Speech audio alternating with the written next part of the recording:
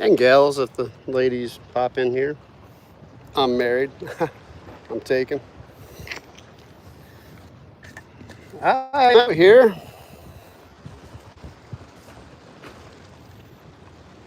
At the new fishing pier in New Orleans.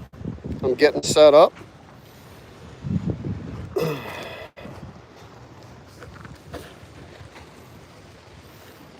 Got a little variety pack tonight. I got some dead shrimp. Let's get this plugged in.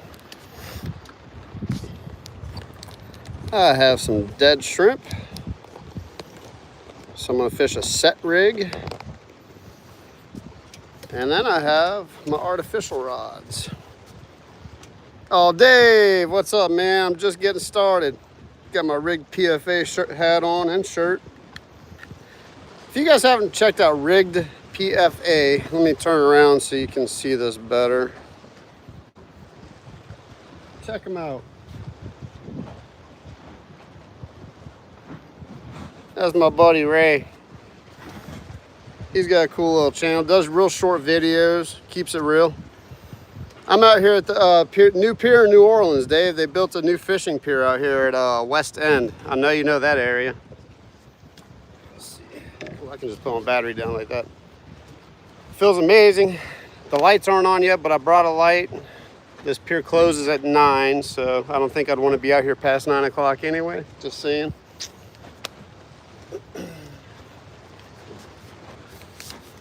Boom.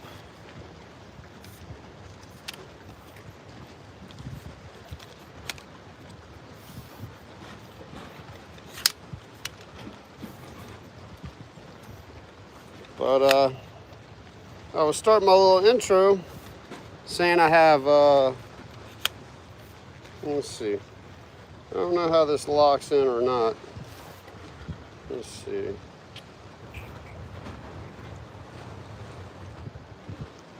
Hit bottom to ground to open.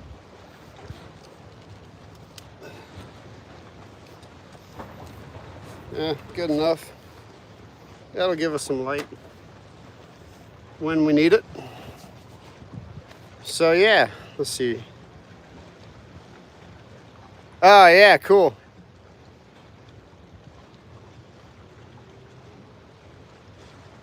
Yeah, he's always fishing, man. We try to get together. We're gonna try to go for some blackfin eventually out of the kayaks when we have a second that works together. Mark, that was kind of a cool emoji thing, actually. Don't blow it up with emojis and all that, like the per standard live stream criteria. Keep it clean, people. Kids watch, you know, my nephews, nieces, all that fun stuff. So, welcome in, fishing with Ferg. Check out the pelicans. Yeah. Got a nice little sunset going on back here. Got the city back there.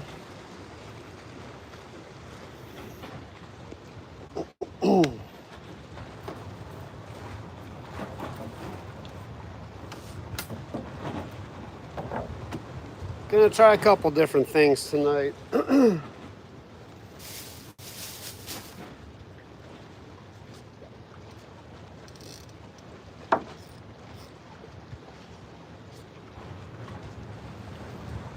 Got my drop shot. This hook's probably too big. I'm probably gonna have to change that, but maybe it won't be. And I'll probably have to switch it to a Carolina rig, but we'll start off with this, see what happens. The shrimp boat's coming in too. There's gonna be a lot of birds with this. Check this stuff out, guys.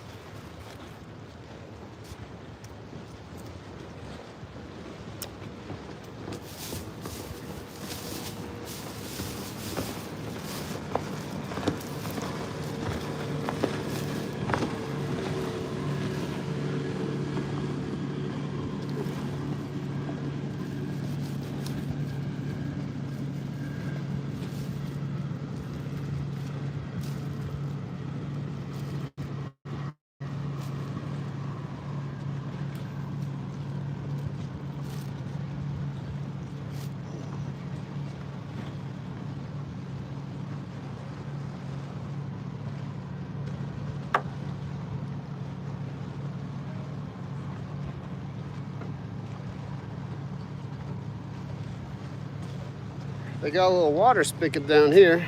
Let's see. What's up, Jared? Welcome in. I haven't caught a trout, but hopefully I'll catch one tonight. That's kind of the goal. I have a couple hours to fish really hard, so I'm gonna hit them from all angles, man. Dead shrimp, artificial, gulp. I have everything, so I'm just gonna throw everything at them and see what we can do. I haven't got my big net if I catch like a big black drum or something. What up, Daniel? Guys, check this out. Got the, let me turn it around so you can get a better view. South Louisiana, baby. Got the shrimper coming in. Look at all those birds. That's awesome. I missed, if I would have known he was coming in, I probably could have met him at the dock and got some shrimp for a good price. Probably got some live shrimp from him at that. That is a gazillion birds. I wish I could cast out there and try to get the pickings.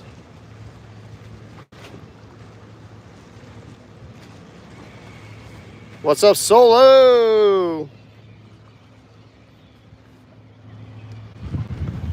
All right. Let me keep getting set up. Hold up. There we go.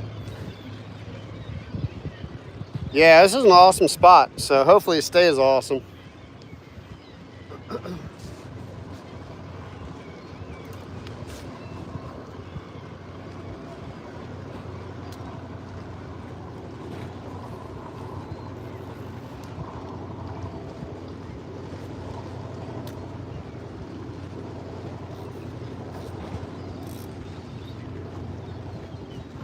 Let's see here. Oh, that'll work out great. Yeah. Worked out great.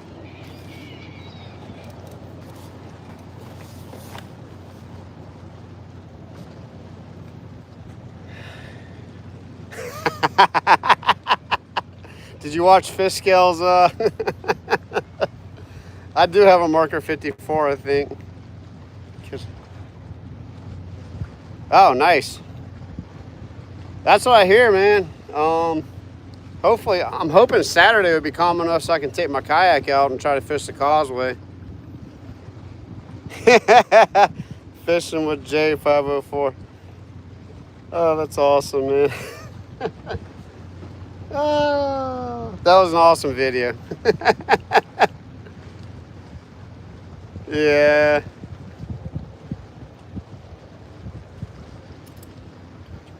I don't have marker 54, but I got the Spec Busters. This is marker 54's new competition.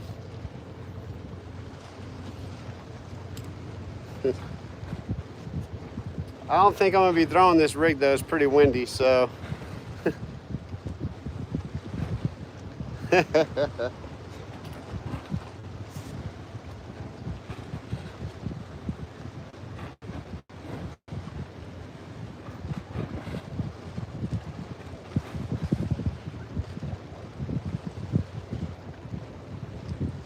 Yeah, that's just how it goes.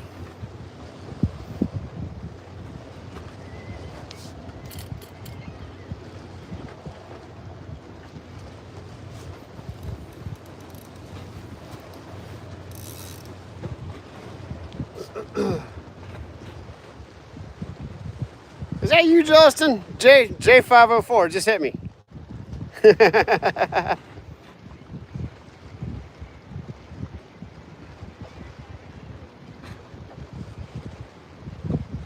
Let's see.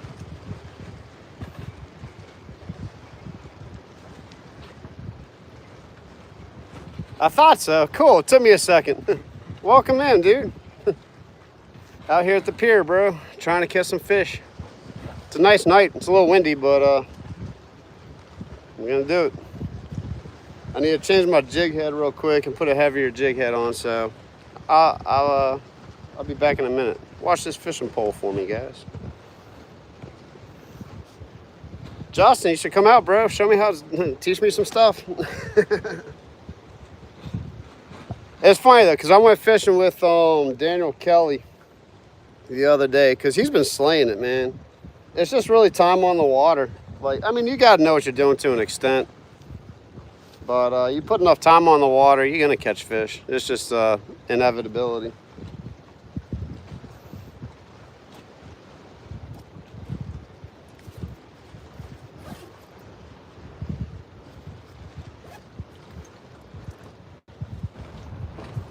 When you starting your YouTube channel? I saw you might be you thinking about starting a YouTube channel, or everyone tells you to. It's not hard, bro. It's easy. That's it. And moving water and bait. You get moving water, bait, in the right conditions, you're on them. Finding Joy, thanks for popping in. Got a moderator in.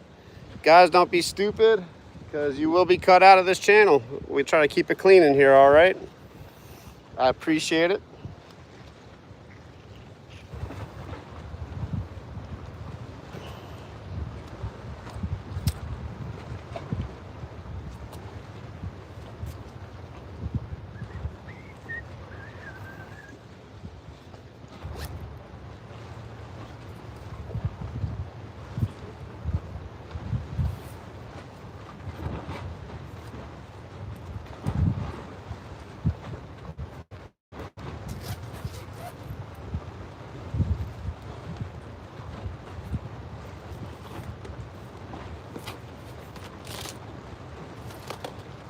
All right, Justin, outside of marker 54, what would you throw out here? I have a dead shrimp. I'm just, you know, set rig fishing out there. I'm probably just gonna throw like a matrix shad. It's kind of dark though, so I don't think color really matters.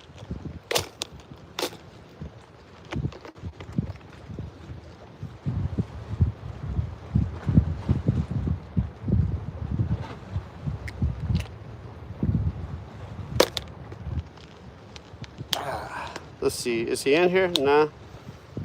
All right, you're probably going fishing. Come pick me up in your boat. Let's go to Seabrook and hit it up.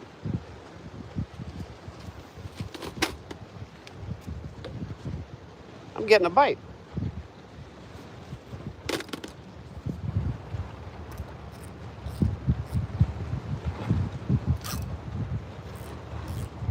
I need to put a smaller hook on. Let's see, matrix shad. Fish everything.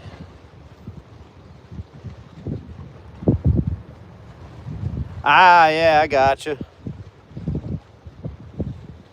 Yeah, I'm not quite there with the. Well, Marsh and Bayou hooks me up, so I just kind of. Ooh, there's lightning over there. Hopefully that stays over that way. I know there's a cold front pushing through.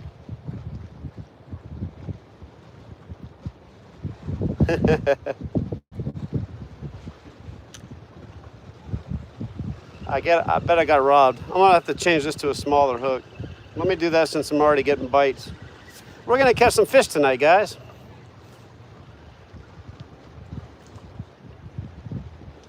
Yep, I got robbed. Fish scale said there are a bunch of croakers out here, so that'd be fun to catch a couple croakers and maybe put one out as live bait. So we'll see how that plays out.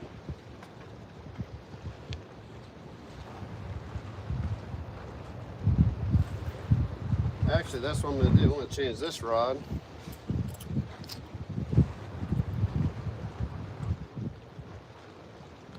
No, I like marker 54s. They're one of my favorites for sure. I'm all about the marker 54.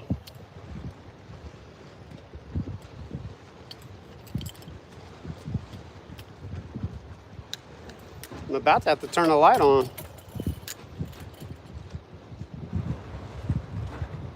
Oh, Daniel, I appreciate that, bro. Hang in here. We're going to catch some fish. You catching anything, man? Not quite yet. Just getting set up. Yeah. I actually just did get a hit, but I got to change my tackle a little bit for it. You tried, man. Yeah, absolutely. Oh, my God.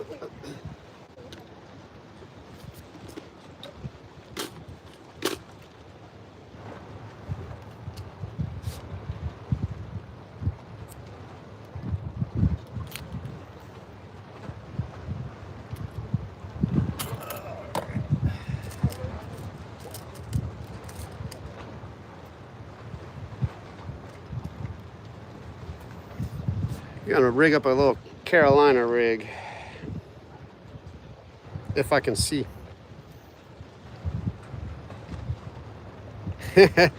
Sankey, okay, I will name a fish after you.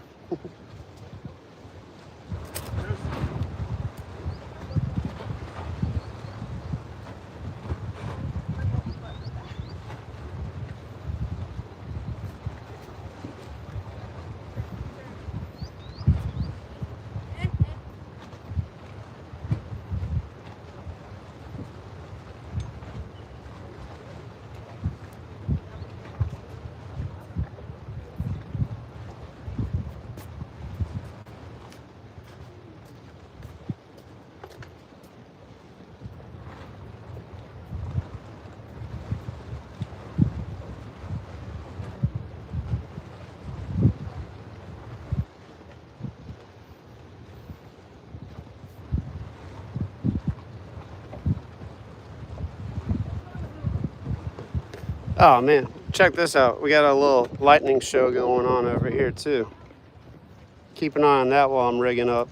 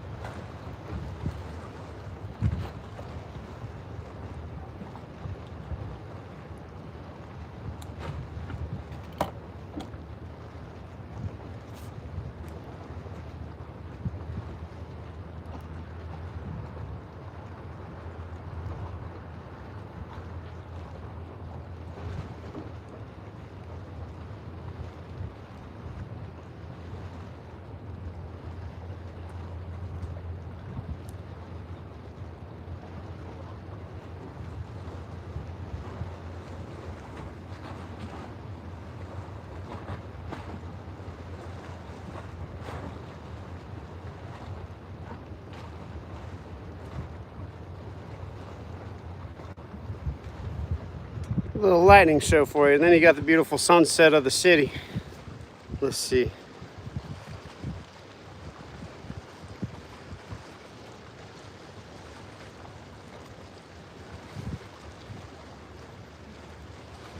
Sounds like you guys are having some crazy times up north at work. Everything burning up and blowing up. What's up, DCP? Welcome in. I'm getting rigged up, guys. I'm about to really get fishing here in a second. I just had a little bite, and I heard that it's probably going to be croakers. So I'm gonna put a small hook on, and we'll try pulling some croakers. If croakers are around, though, big speckled trout and redfish are around. So. Let's see here.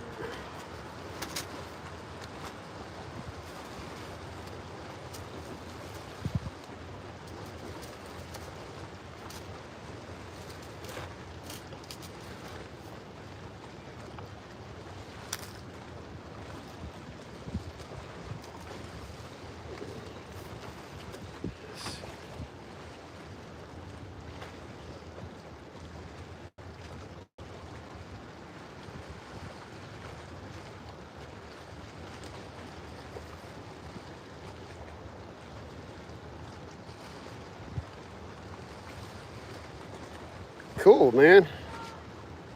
Dave, you're working at a country club. Do you take care of like you take care of the golf courses and stuff? I almost wanted to get a job at Bayou doing that, cutting the grass and the golf courses and stuff. Pretty chill job.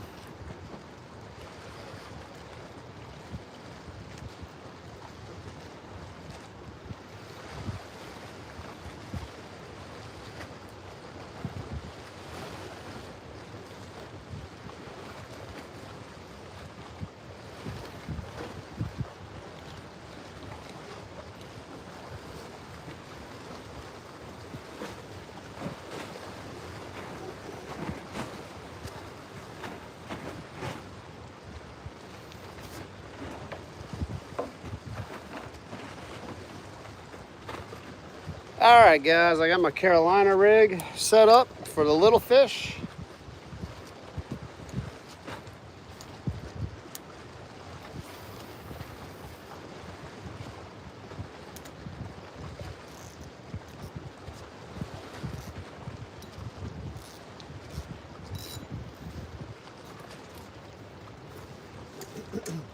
You know how that works out there. You get rigged up for a little fish and a big fish smokes it. Let's see. Oh no, please don't hit my line, pelicans. Those pelicans tap my fishing line. Those are guys flying right there. Yeah, they come in so low you can't even see them. I'm already getting a bite, guys. Hold up. Just getting started, Chandler.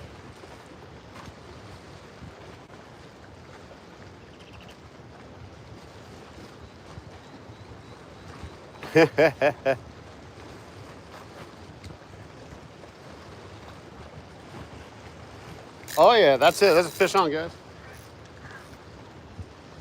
Fish on, baby.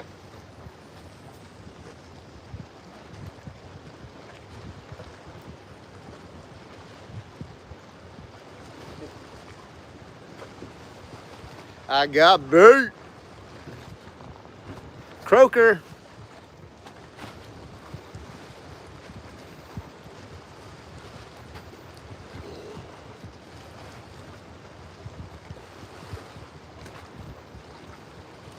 Caught us a croaker that fast. Fish scale was right on, man. I changed my hook up. Let's see here.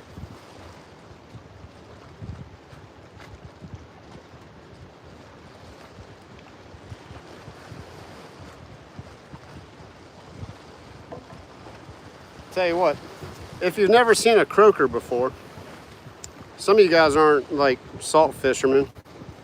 Looks like a little baby redfish.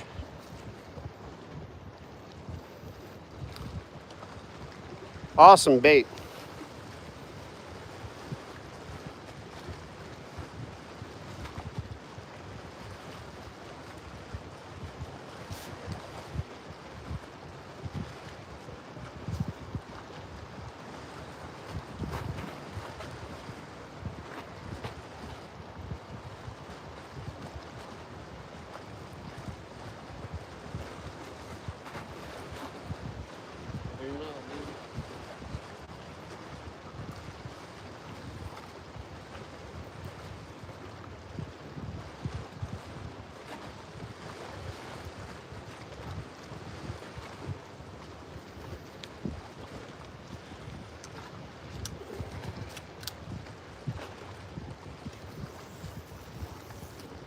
Cool.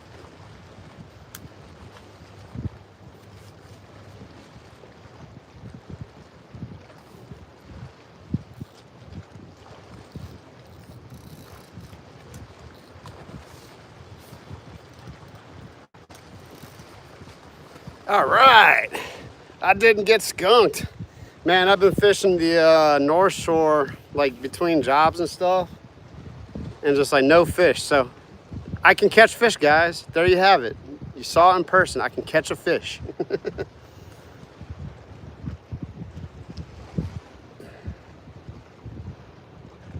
Oh, cool. So you remodel houses and stuff, Dave? You're a handyman?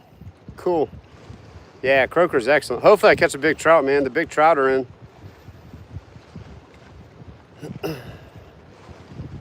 Let's see. Catching up on the chats, guys. Mason, what's up, dude? I caught a decent red like a couple days after it opened up. I'm probably gonna catch a bull red tonight on that live croaker or a giant trout. David Miller, welcome in. I'm in New Orleans. I'm fishing the New Orleans fishing pier. It's a brand new public fishing pier out here. They don't have any lights. They have lights out here, but they're not turned on. So I brought my own light. And I already caught a croaker. I can't even like set up my artificial. Let's see here. Oh, whoa. I got one of those hummingbird moths flying around. You guys ever seen those before?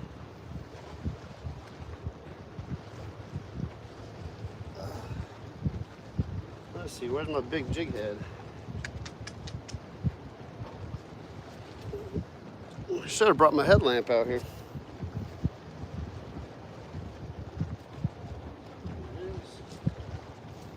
Cool.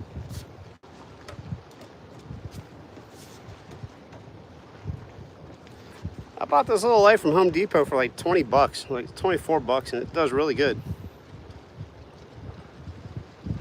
Let's see here. Yeah, I snagged him. He was a little bitty dude, but there's like 1,000 of them out there, so I'm gonna catch a few more croakers just for the fun of it. Now I got a live croaker on a hook swimming around, so hopefully we catch a big one on that.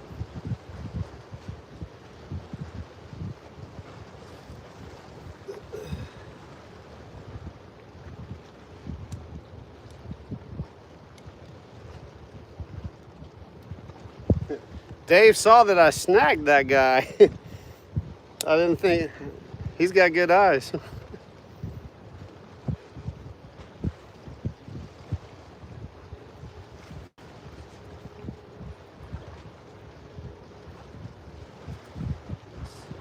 Oh yeah. Let's throw that on.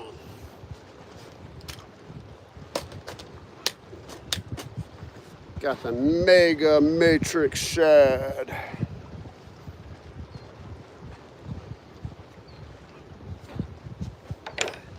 I need to put a dead shrimp back out there so I can catch more fish, so you guys don't get bored on me.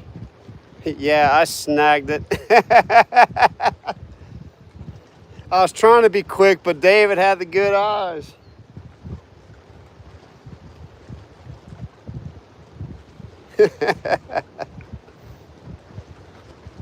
My drag was super loose too, so it sounded like a huge fish. When I fish on a pier like this, I set my drag really loose so they can just run with it. Then I can tighten it up and pop them.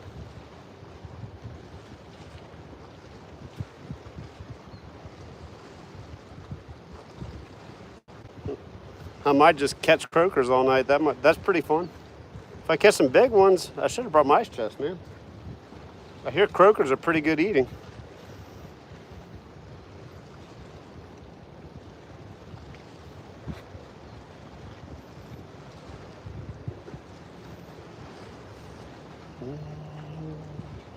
Let you guys see the city come to life.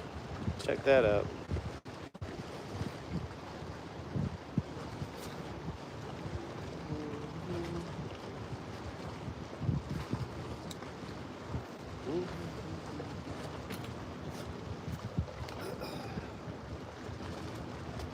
All right.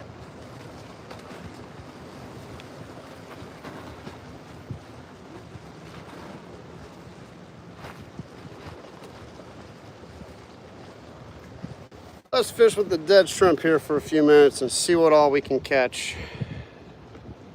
And hopefully this big line will just start screaming here in a second.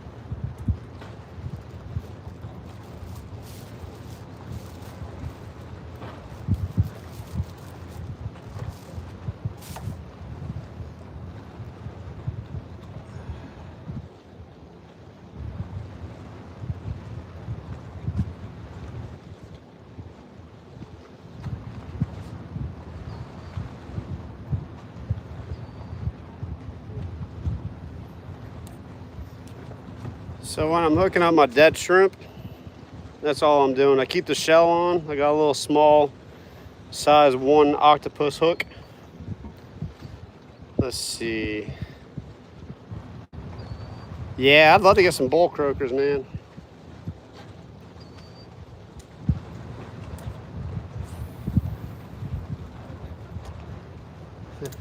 Never know. Never know. I might pick up a big trout on a dead shrimp. Let's see.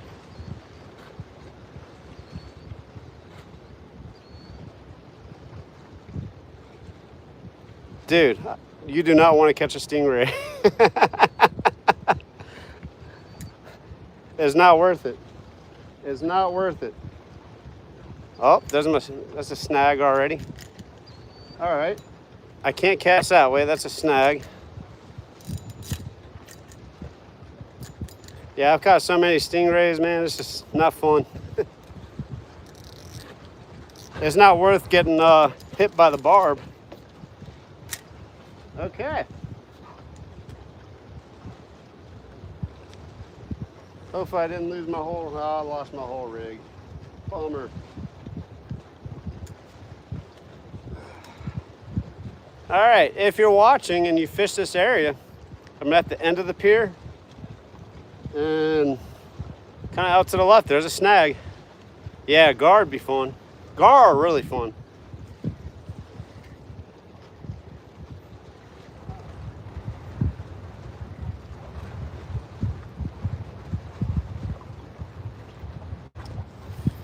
Well, that stinks.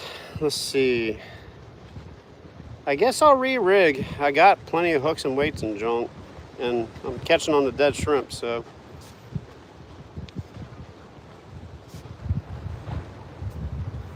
I don't think my light goes any taller than it does. Yeah. That's still pretty good. Yeah, I normally don't either. Pier fishing though, you kind of stuck. I do throw artificial out here, but I knew dead shrimp was going to be the key to at least get a bite tonight. I caught bait on it, so here's hoping. I have to re-rig now.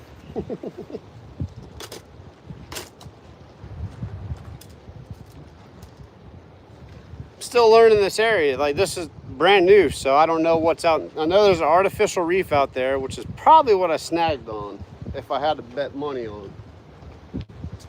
Let's see.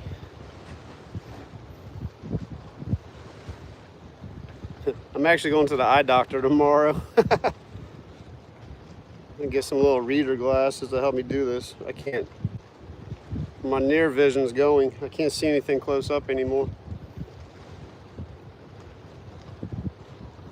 Time is it? Man, it feels like it's 10 o'clock. Alligator gar. Speaking of gar.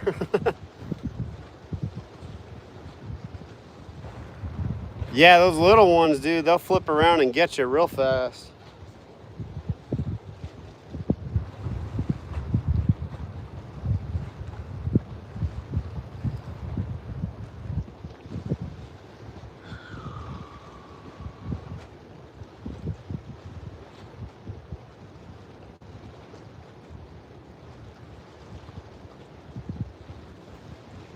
I cannot see.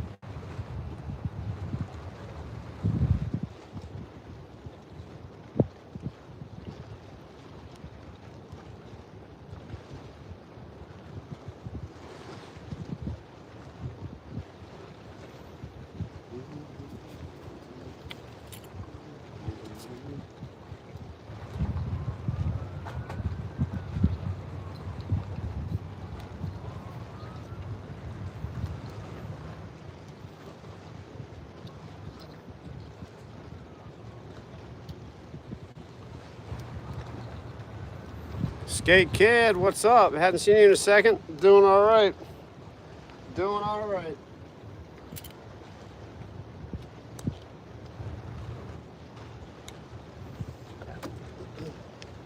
I just snagged and lost a rig, so I got to re-rig real quick. And then I'll be back to it. I have a live croaker out there working right now. I caught a live croaker So I turned him into bait for something bigger. I love night fishing. I miss it. Like, there was a pier on the North Shore. Dave knows about it, Sunset Point. Mason knows about it, but he hasn't able. I don't know if he's ever been able to fish it. And I used to fish that pier all the time. And then I became an adult.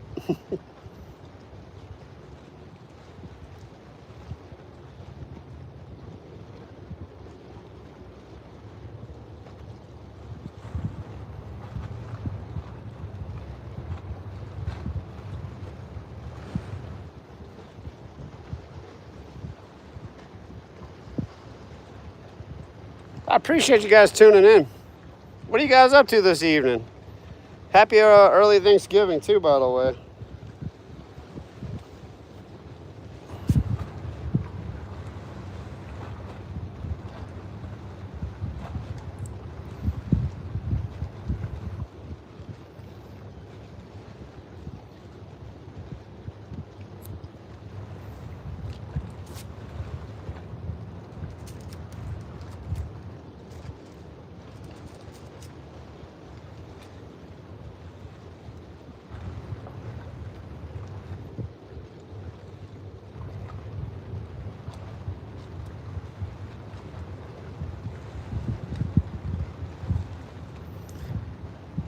Mason, do you have a kayak? Because I'm thinking about going. I'm thinking about fishing the Causeway Saturday if the wind chills out. Looks like we're gonna have a south wind, which is perfect for fishing from the South Shore.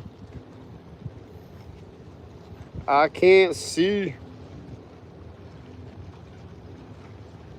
Can't wait until they get these lights fixed out here, man. It's gonna be awesome. I might just stop kayak fishing altogether and fish from this pier. I love pier fishing. It's just relaxing. It's easy. You just need a fishing rod, a couple lures, some dead bait sometimes. What kind of kayak do you have, dude? Do you have a paddle or is it like a Hobie, like with a pedal drive? You really need a pedal drive to fish the Causeway. Dude, that mojo is where it's at. I know exactly what you're talking about.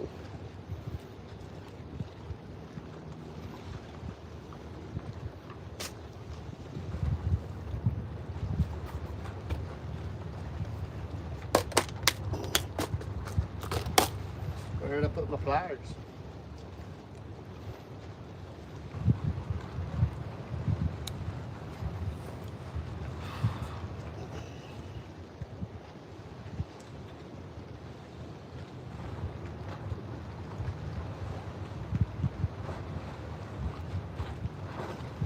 Dead shrimp number 3 on its way.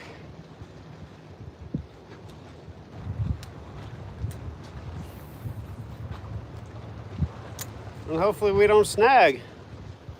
Let's see here. Oh, a paddle one, okay. It would be very tough to fish the Causeway with a paddle kayak. It's doable,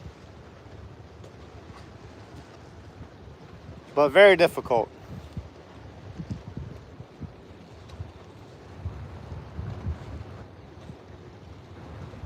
I love to hunt. Actually, I went duck hunting with my friend Saturday, and we had like one flock of ducks fly over our heads, and it was really foggy, so we didn't get a chance to shoot on them.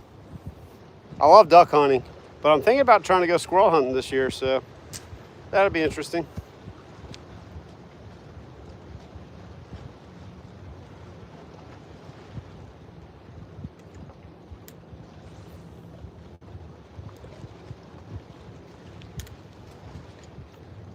I think I'll probably get like 1 or 2 more duck hunts in this year though. So I got a couple people that I can get out with.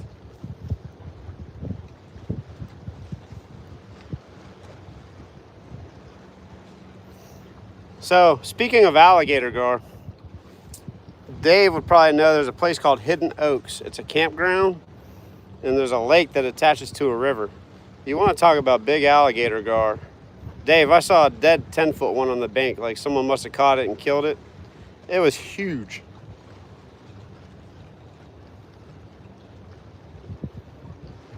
But now they had a Smitty's. There's a oil company that blew up and polluted that river, so you can't fish in there anymore right now.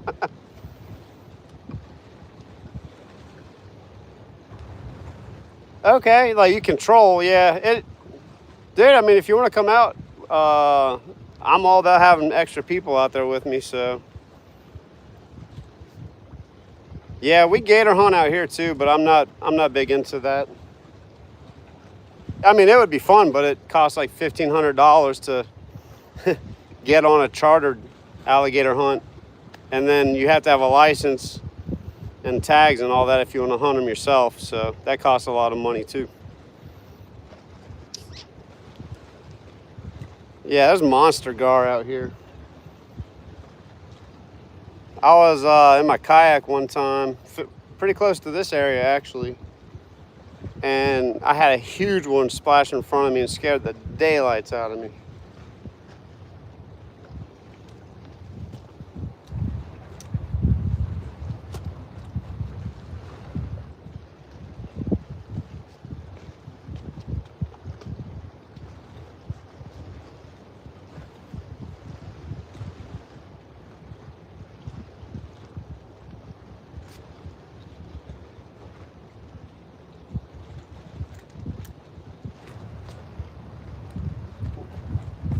I want to cast this thing really far, but I know there's a now I know that there's a snag out there.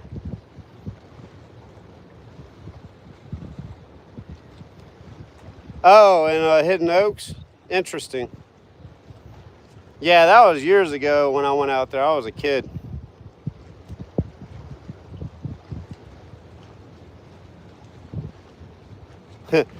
I brought one of my friends out fishing. We were in the kayaks, and he hooked into about a 5 or 6 foot alligator gar out of the kayak. That was insane.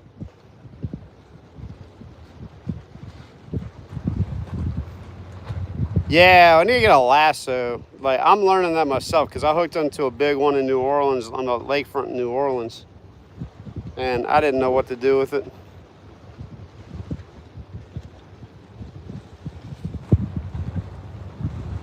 No, it is not easy to get tags out here. You really got to be in, you got to have connections. And that's not something I really want to get into anyway. I'm good.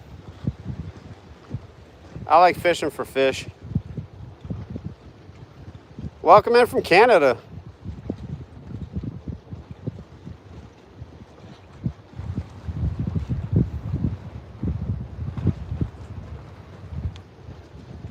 Let's see here. I'm tempted to move down a little bit. There's probably going to be less snags that way.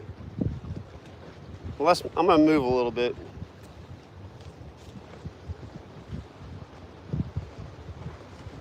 I say that, I don't know. I'm still learning this pier.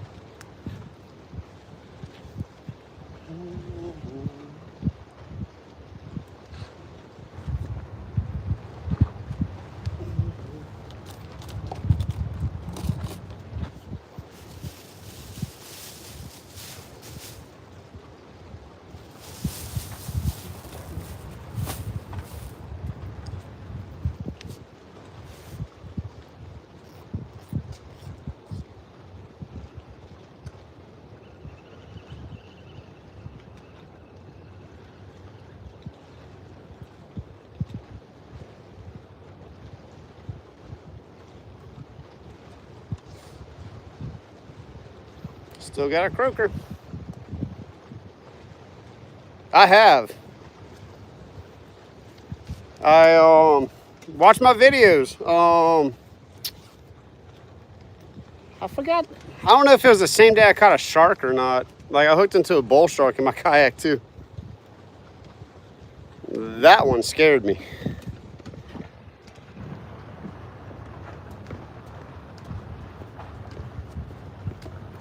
I can't see.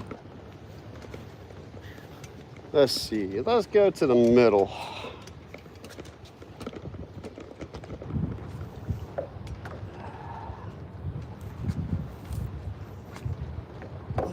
Let's see here. Yeah, that's still pretty good. That'll work.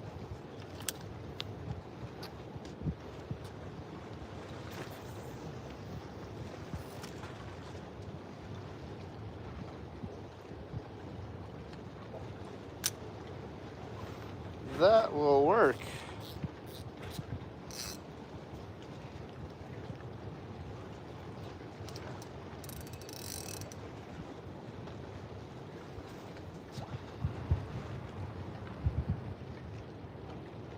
Yeah, I did ride the bull for a few years, man. I'm just so burnt out on it.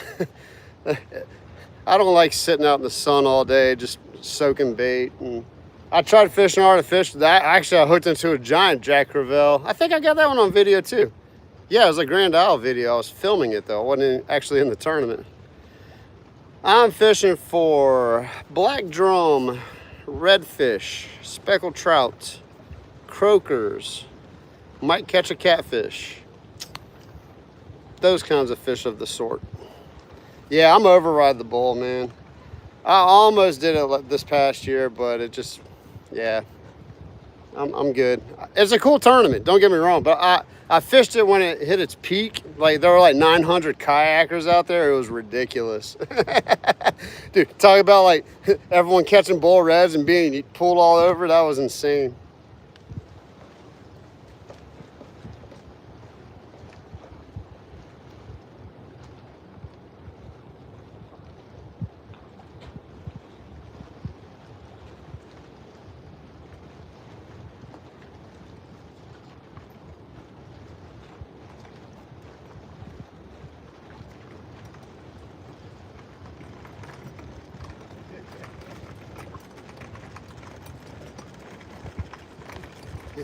It's dark out here, guys. Watch this. It's dark.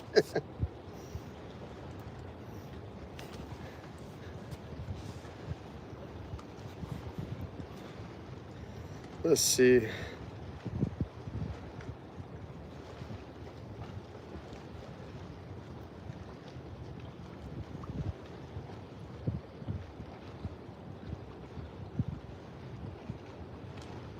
Yeah, they don't have all the cell cats and stuff, I don't think, in the wintertime. I'm hoping for a big black drum. This is like black drum season for sure.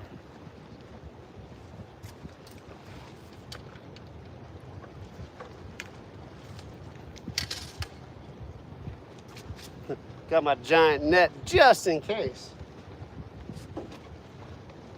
I should make sure that rope's untangled just in case I catch a monster.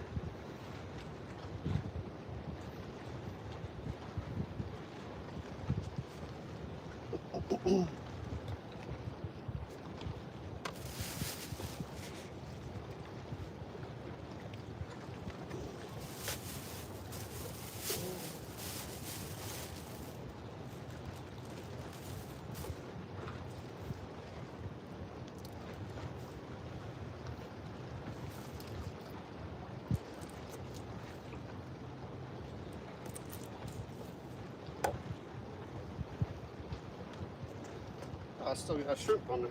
Cool.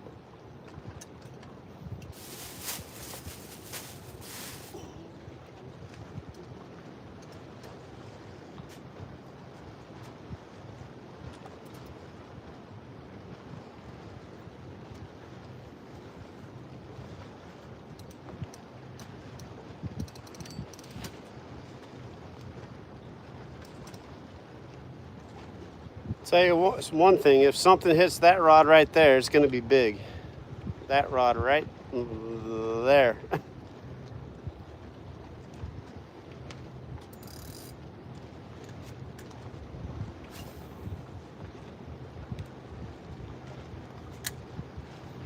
Let's see here.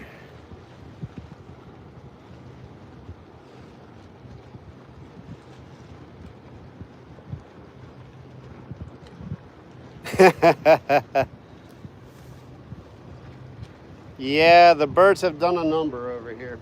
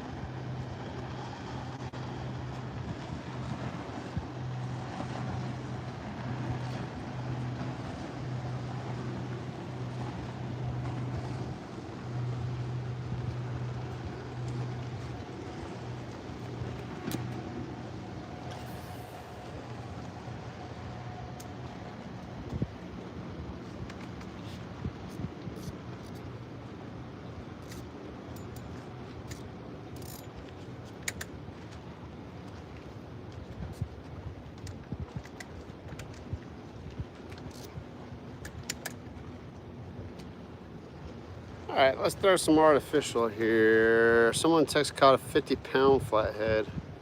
That's insane.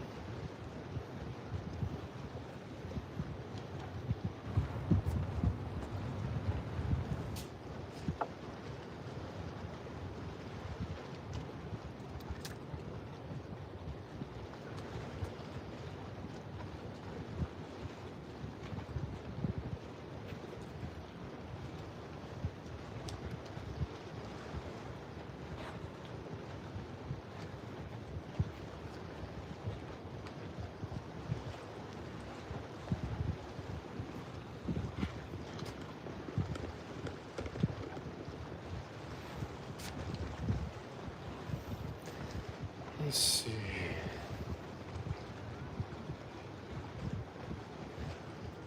Yeah, Dave, I caught a huge flathead on the causeway. I was just fishing, and I caught a giant flathead out of my kayak. That was pretty crazy.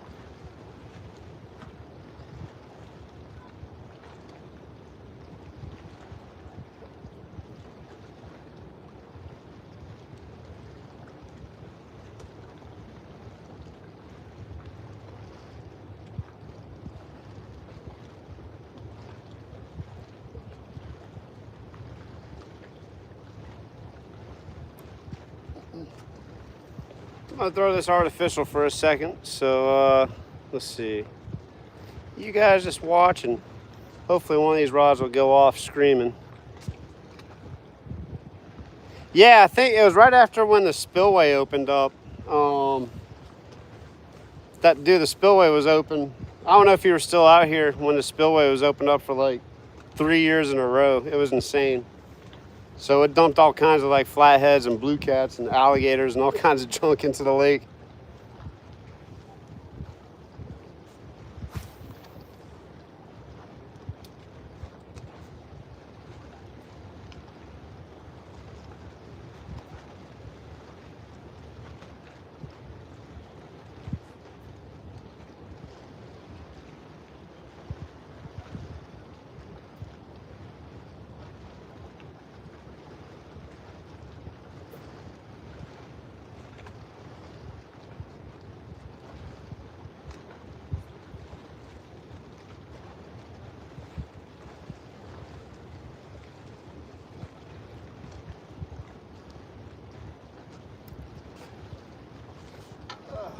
Can't tell if the wind's blowing this, or looks like I got a little pop on this one.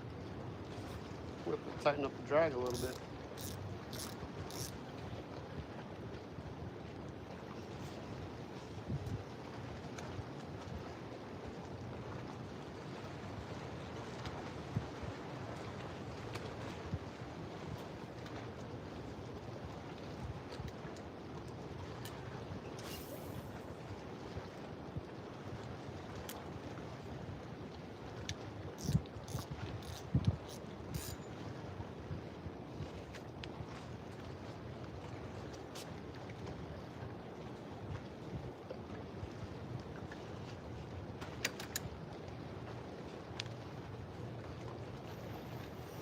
Let's see.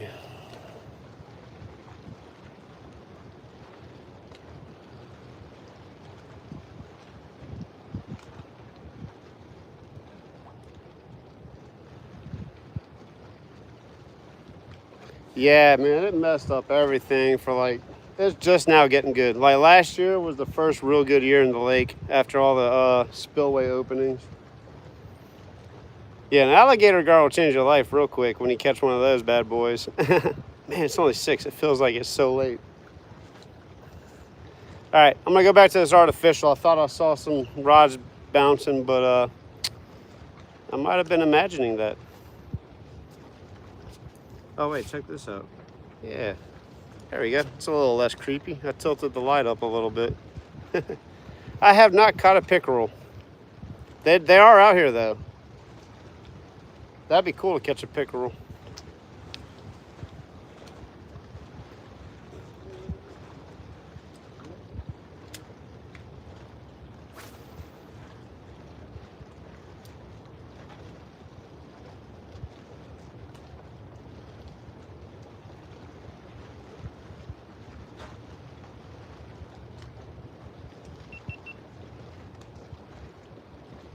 All right, guys, it's dark 30. I caught a croaker earlier, and I put him out on the big rod. So I got a little live bait out there. Got some dead shrimp chilling on that rod. And I'm throwing an artificial with this rod. It's pretty dark out here, so hopefully you can see a little something out here. I'm going live too, so if we catch anything cool, we'll kind of get it on both sides. Anyway, there's your update.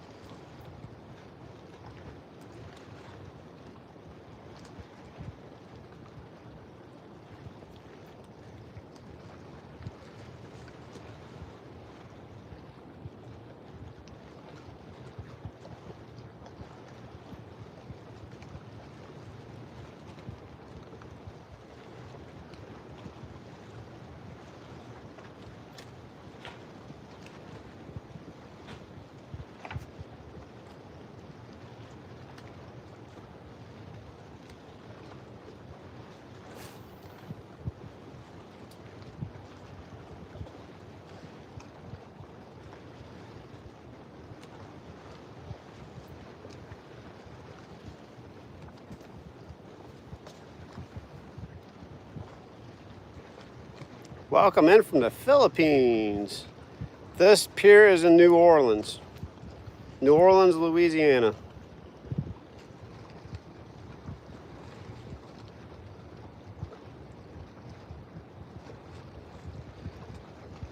Yeah, I almost fished the Madisonville Gar rodeo this year. I'm definitely going to do it next year though, if it works out.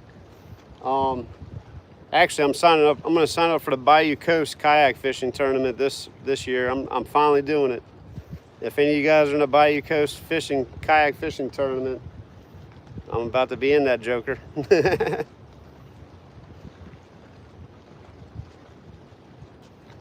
see here. Oh, cool. Pickerel in the West Pearl. I'm about to check that out. I don't really go over that way though, but you ever catch them in the Tchefuncte? I've seen shoe pick or they call shoe pick or bowfin, whatever you want to call them. I've seen the shoe pick in the Tchefuncte before. At night, gigging for frogs.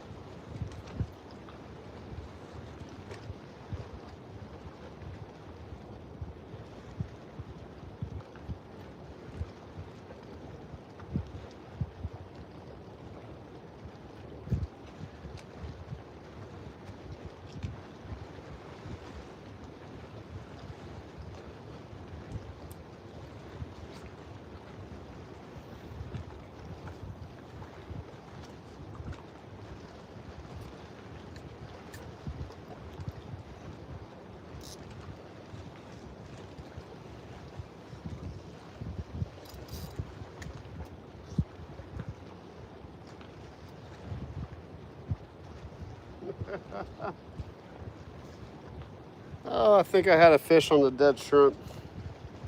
Oh yeah. I'm gonna have to hold the rod with the dead shrimp just because. Let's do that again. The line went really slack and the fish was just running right in.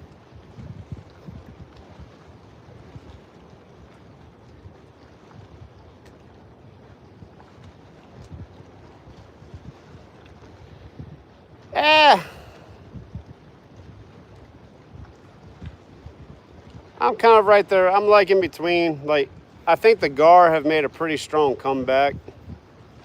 I mean, there's definitely some giants out there, and there's loads of like not giant alligator gar out here. So I don't think they're overfished. So the gar rodeo is not that big of a deal to me, because it's not like they're killing thousands. You know, they might take 40 or 50 gar. You know, I don't know the exact numbers, but yeah, I mean they're everywhere. Alligator gar have definitely come back because they have not been a real targeted species since like the 50s or whenever they just slaughtered them.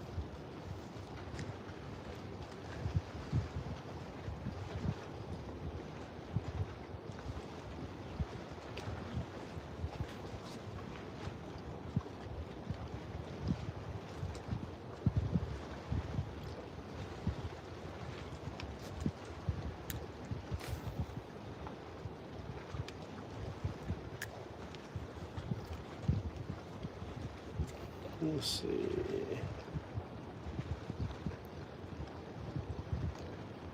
Yeah, there aren't too many I see a lot of spotted gar and a lot of alligator gar. Honestly, I haven't seen a single long-nosed gar in person.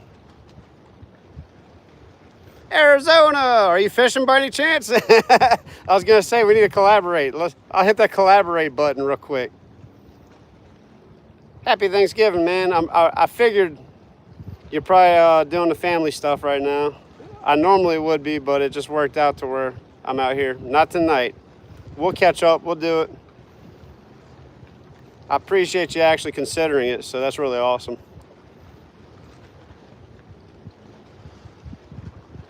Yeah, that's what I thought. Like back in the day, I wasn't sure of the dates, but I knew it was like the 50s, 60s eras. They targeted alligator gar with the gill nets and etc. And they banned all that, so they've come back. There's no shortage of alligator gar. I mean, I'm probably more likely to catch one of those tonight than a redfish. So.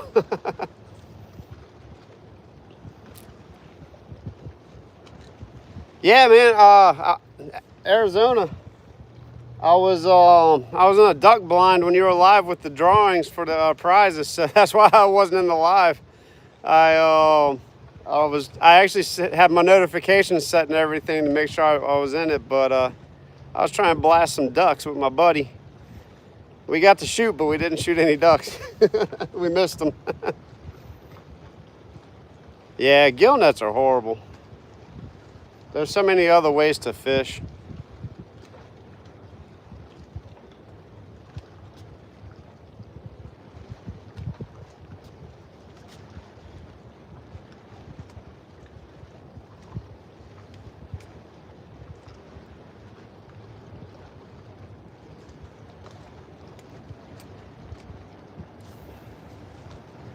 Yeah, Tim, so this is probably where I'm going to be fishing when we get a chance to do the collaborate or whatever. Yeah, dude, I go once a year with a buddy of mine. I love duck hunting. Is so much fun. Even when it's not like happening, it's just cool being out there. Everything's waking up. You're getting attacked by mosquitoes. I don't like that part, but it's just cool watching everything wake up in the morning.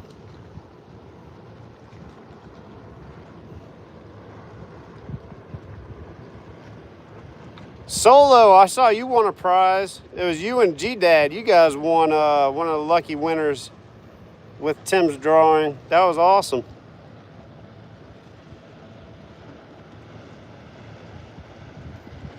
Yeah, I'm fortunate enough that I have a couple friends of mine. We fish the wildlife management areas, so it's not expensive for us. It's just a lot of work. And we're not getting like the big ducks. We're coot shooting pretty much. So I've shot a gray duck,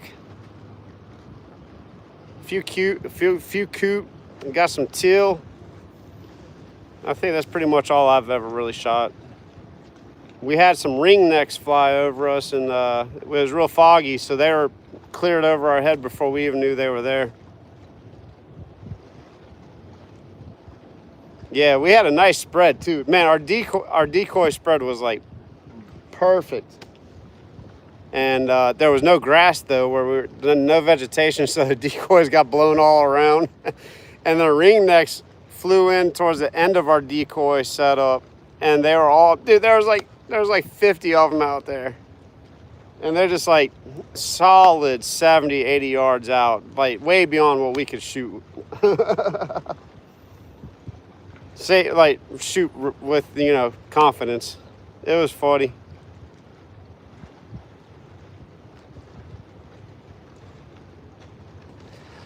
Ooh.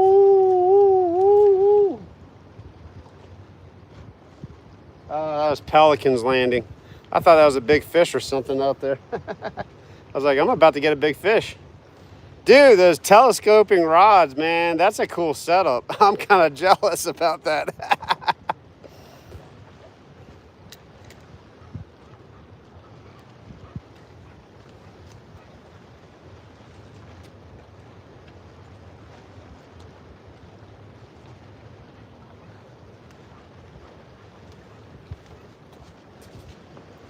That's what I love about the lives, man. The community that we're building through these lives is ridiculous. Like, Tim's in Arizona, Solo's in Texas, Dave's out in Florida, Finding Joy's out in Pennsylvania.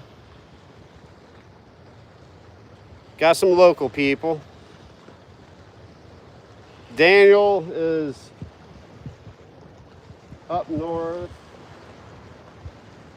What in the world? Where did that weight come from? Daniel, I forgot where you're at. T-Wobble. The Wobbles.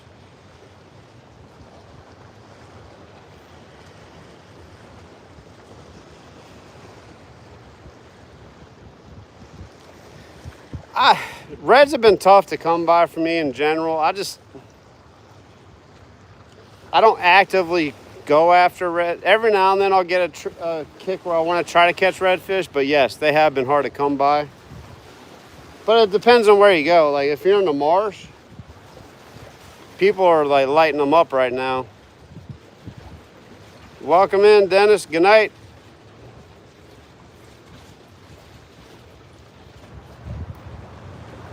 From Hammond, cool. I went to Southeastern for a good minute and used to skate at the skate park out there all the time.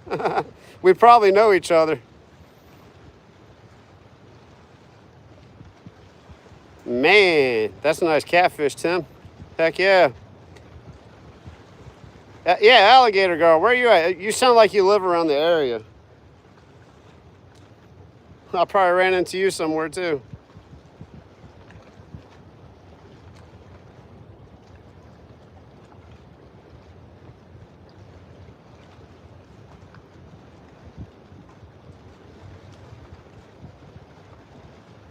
Oh, cool. I'm going to have to check it out, Tim. Yeah, I got my GoPro on just in case, like, something crazy happens. I'm in the middle of changing the shrimp. I got distracted chatting with you guys. Oh, you're in New Orleans. That's what's up. Dude, come fish with me. Where are you at? Let's go. I'm out here, bro. You're probably like 10 minutes away. You know exactly where I'm at. Nothing's going on though. We're just having fun talking. I did catch a, let's see. Yeah, Point Auchen's, I'm glad to hear that, Dave, because that's one of my favorite places in the world to fish. Point Auchen and Reggio. I won't say that to the general public because Reggio is like, people pass it up to go to Delacroix. They should just go to Reggio. But my problem is the alligators have taken everywhere I've gone, like Delacroix and Reggio and all those areas. Even Hopedale's starting to get bad.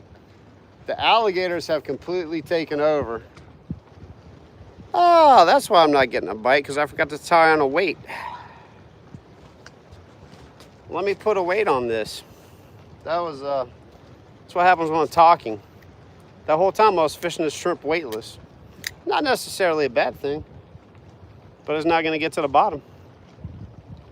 Burke, what's up, man? How you doing?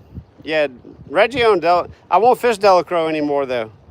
There's just too many alligators out there. And out of my kayak, I'm not doing it.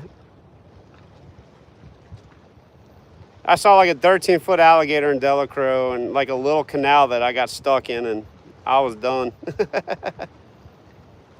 The fishing, I caught one croaker so far, and I turned him into live bait. So he's out there swimming around. Hopefully we're going to catch something big on him here in the next couple hours. I'm going to be out here for a good minute. Not like too late, because, you know, I got family time. Family time's important. But I'm going to be off for the rest of Thanksgiving, so we'll get plenty of that family time in. So I appreciate you guys being in here with me. You guys are awesome. Let me cut this off and put a weight on it so that way I can get it to the bottom. And maybe catch a fish.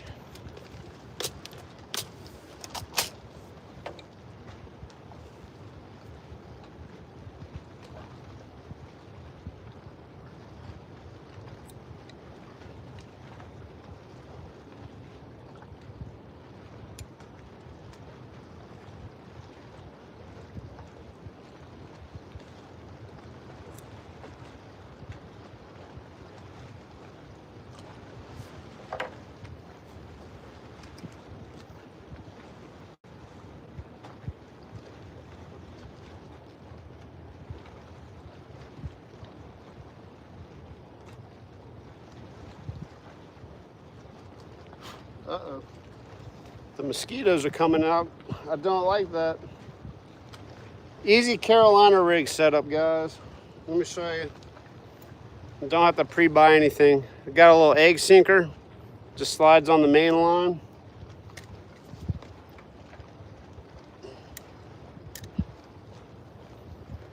I had that barrel swivel already tied on, but I need to retie it.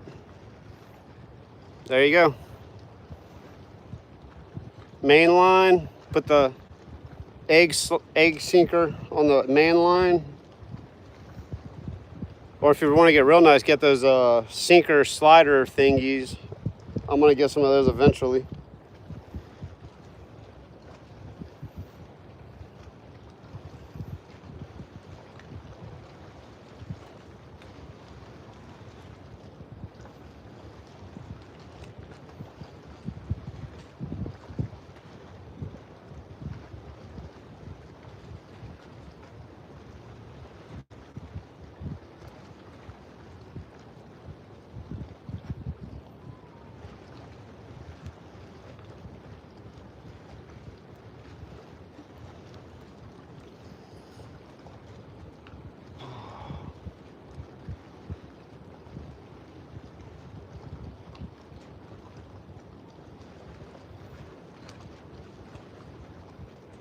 I cannot see anything out here, guys. Give me one. Let me move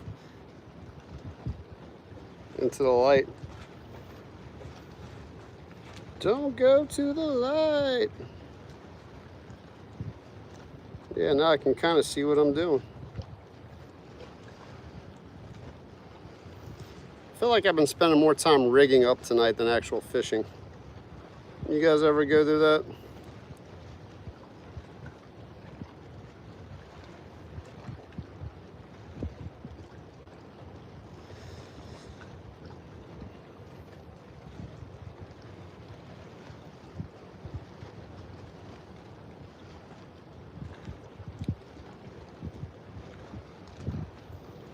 I use an improved clinch knot.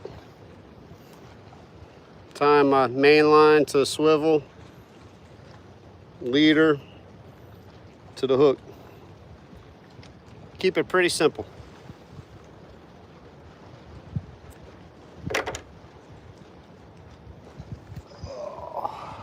All right, fresh shrimp. I have a weight on my Carolina rig.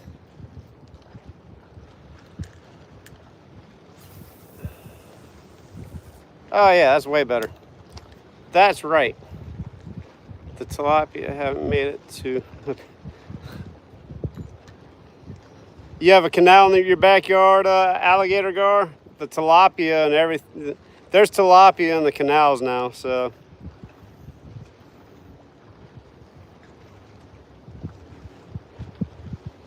I'm just, let me see what that, hold up. You guys are chatting it up while I'm rigging up.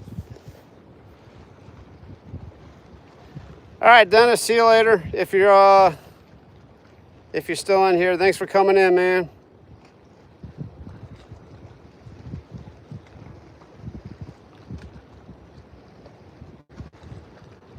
I'm blocking my light.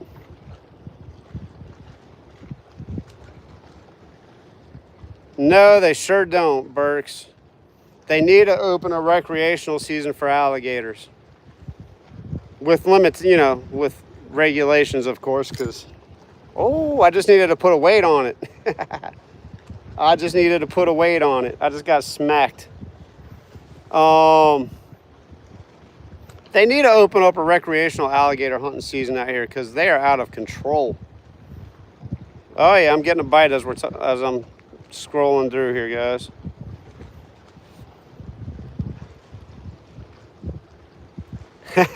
Catch a record shell cracker, huh? Dude, I caught a giant shell cracker in Tennessee with Real of Life and Scenic City fishing. That thing was huge.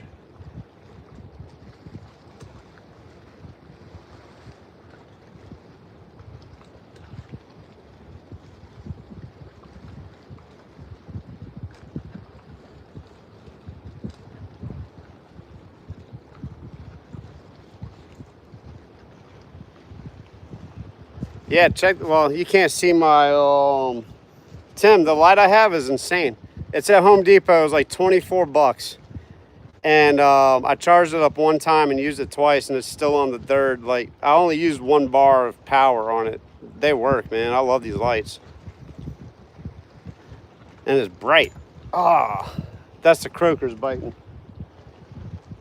Hey, if I make a video of just catching croakers, I'll be all right with that. It's better than nothing.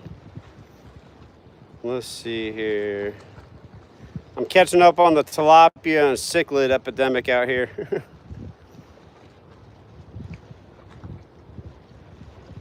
Oh, interesting. So cichlids aren't that great for bait. Like you don't catch many fish off of the cichlids, huh?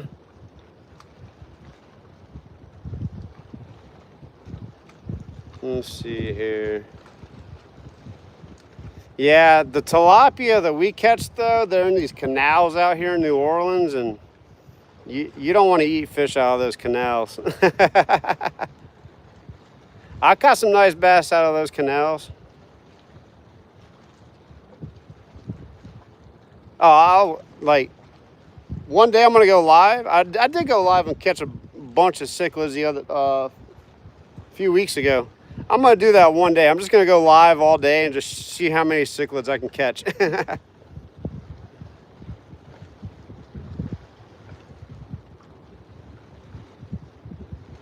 All right, Semi-Phil, chill it out. I don't know what you're talking about, but keep it clean up in here.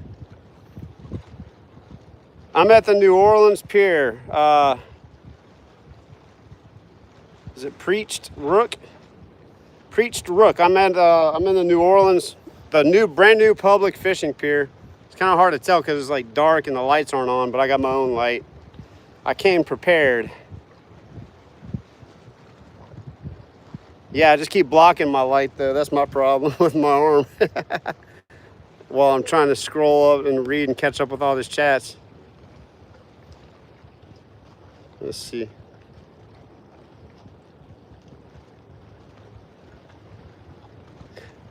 That's interesting. The tilapia are in the lake now because of those pumps. They pump all those fish out here, so I bet I don't have a shrimp on here anymore.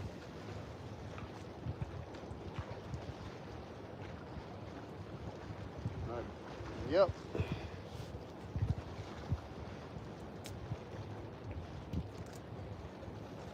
But I'm getting hits on the dead shrimp, guys. I might catch something here in a second.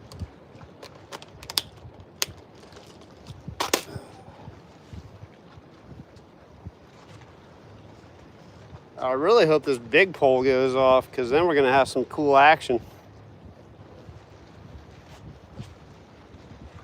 If that other pole goes off, it's going to be a monster, whatever it is. Monster catfish, monster redfish, black drum, gar, you name it. I need to check and see if I still have bait on there. I might have got stole.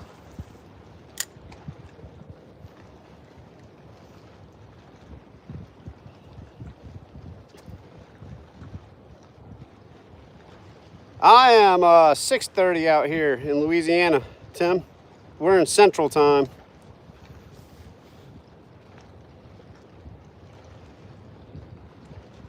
Yeah, Dave, I use the gulp, like the crappie bites. I've been using the corn gulp, and I lit it up. It's so easy. A little perch hook with the gulp corn on. The worms are good, but they just you just gotta throw them away, because if you don't use them all up. I've been doing good with the little gulp though, the little crappie bites. Yep.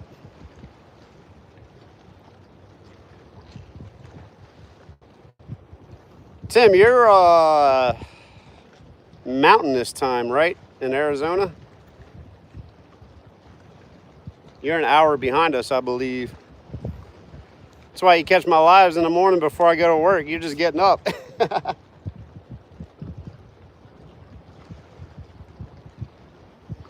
Yeah, gulp is way easier and cleaner. I made the mistake of using live worms, and my hands were just disgusting. And it's fishing, so it is what it is. But if you can stay clean, awesome.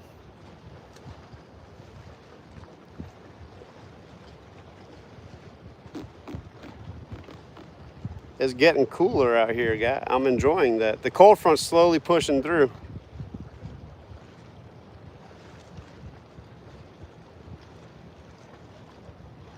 Oh, heck yeah. Making waves, man. I'm getting smacked on this dead shrimp, guys. That's definitely croakers popping it. One of them's gonna mess up, and I'm gonna hook one. I think I need a new one anyway to use as bait. That'd be awesome to have Shakespeare as a sponsor. I would love to have the paid sponsors, like the sponsors that pay me. That's kind of what I'm working towards eventually. Oh, missed them. I guarantee I don't have a shrimp on after that hit. Oh, okay. Shoot, man, free rods too. That's what's up.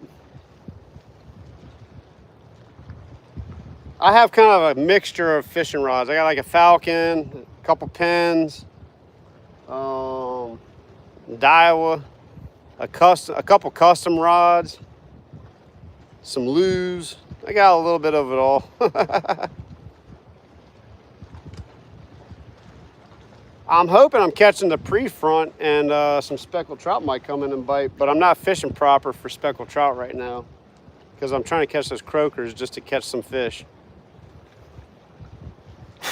I'm gonna have to go get my bug spray in a second, guys. The mosquitoes are coming out.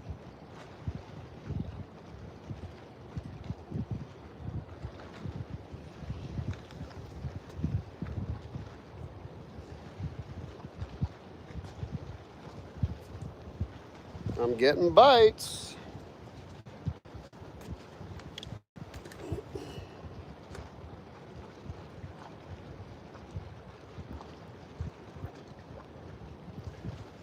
Let's see if we can get one to mess up.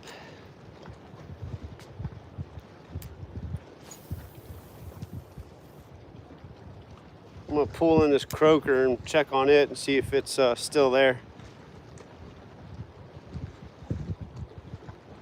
Okay, so you are in mountainous. Cool. Mountain time zone. I used to live in the mountain time zone. I grew up in Denver. That always threw me off when I was watching shows and it said 8 o'clock and really it was on at 6 o'clock. I'm like, what's the deal? Ooh, those are some big pelicans flying over my head.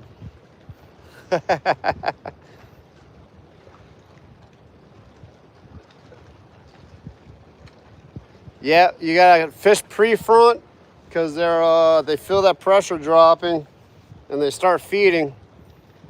And then post-front, they're like comatose.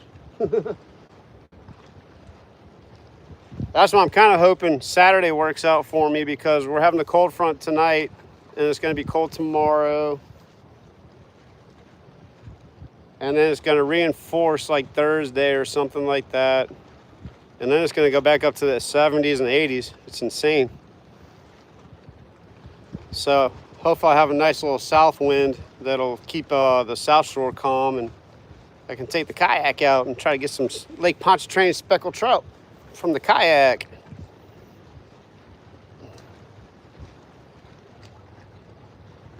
Yeah, Saturday's looking prime as of right now. Let's see, I'm gonna let this dude sit out here.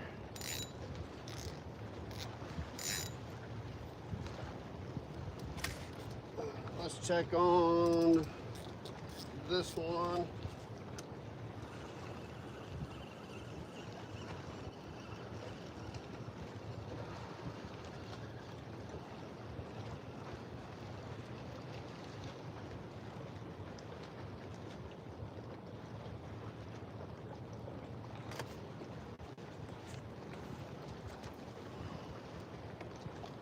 Oh, he's still kicking?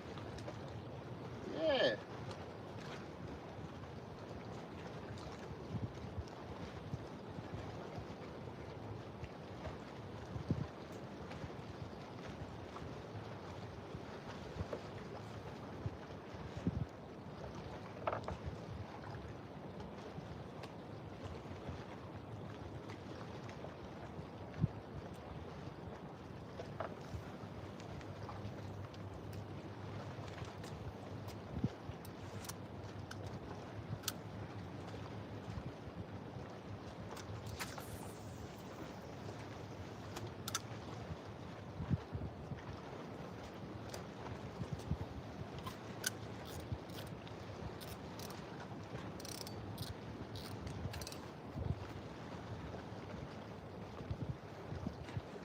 The croaker is still kicking, actually.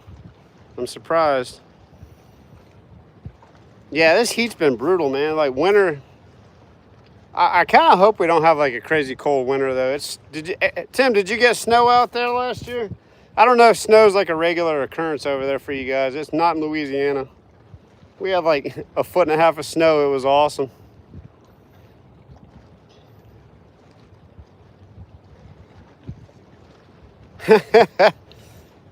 A filleted Almaco jack. That's insane. Someone was fishing offshore and dumped their carcasses at the Bonneville boat launch.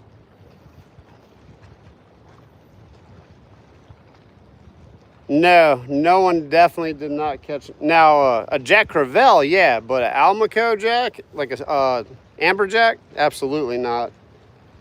On the North Shore, I see people dump like the red snapper carcasses and junk on the lakefront all the time. That's just an easy way to dispose of them. Yeah, Almaco's offshore. Someone went offshore fishing and the captain didn't clean it for them, so they had to clean it at their house and drop it off at the lakefront. Oh, okay, cool. Yeah, we don't get snow too often down here, so last year was insane. I was like, cool, I'm done. I grew up in Denver with sub-zero weather and all that. I'm good. I don't need all that.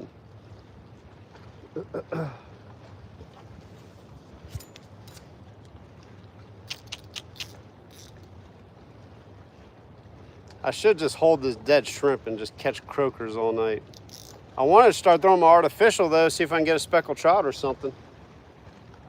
I don't like just standing here waiting on my bait. I like to actively fish.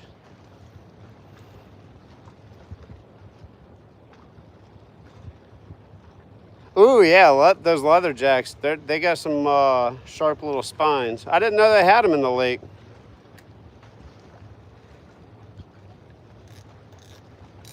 I probably do not have a shrimp on here after that nice hit.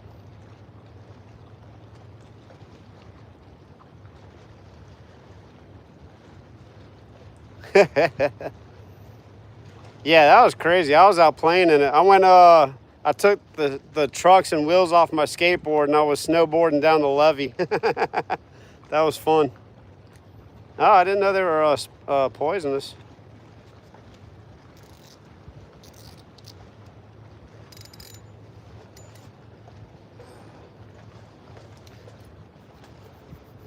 All right, I'm gonna throw my artificial for a minute, guys. Let's see. Can you see me over here? Yeah, kind of.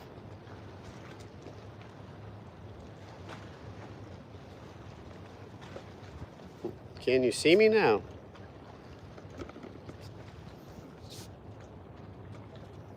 There we go. Of course I'm gonna get a bite on that while I'm fishing with the artificial. Come on, hook yourself.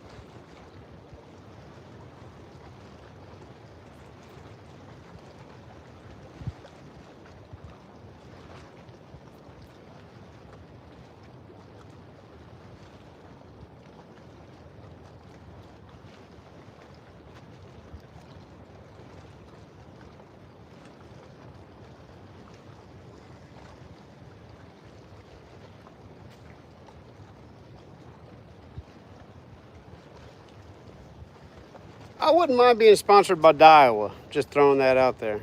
Tim, now that you got me thinking about it, like I really like Bayou's products. That BGMQ, the saltist.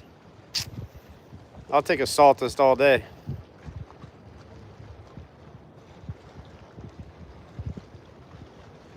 All right, Tim, thanks for popping in. Yeah, I saw you working on your engine the other night. That's gonna be cool when you get it up and running, man. What are you gonna be fishing out of? What are you gonna be fishing for out of your boat? While I got you in here for a second. The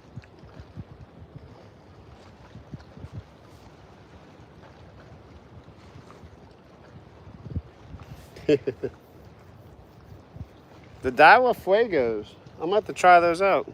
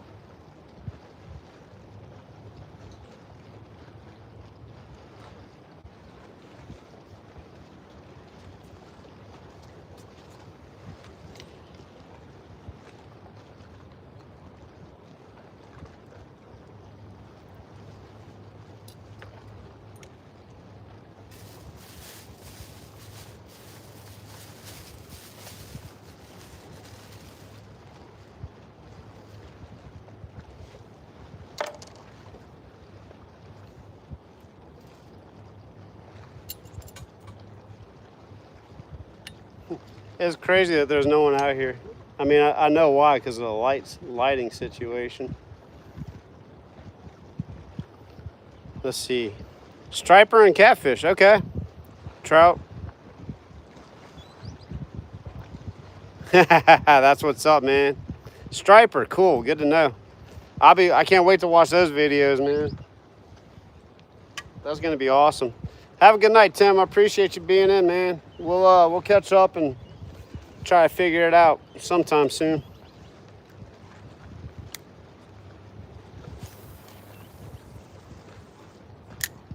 Let's see. Oh, cool. So the Fuegos are sealed too. Yeah, I have one BGMQ, and that was enough because that was for like, that's my tuna, my blackfin tuna reel. I know I needed a good one for that. Ron, what's up, man? Welcome in. I'm out here battling the Atlantic croakers. I have a live croaker on one rod trying to catch a bigger fish. So if that rod goes off, we're in business.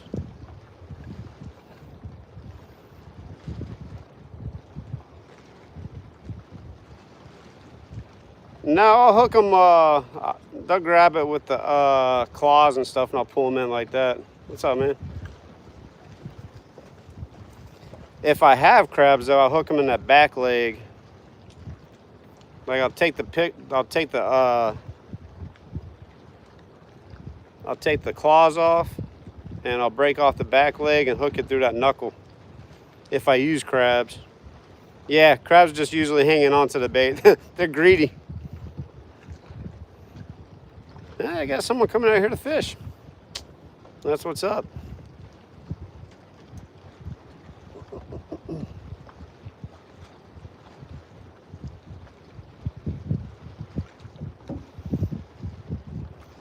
Outside of the one croaker, Ron, it's been pretty slow.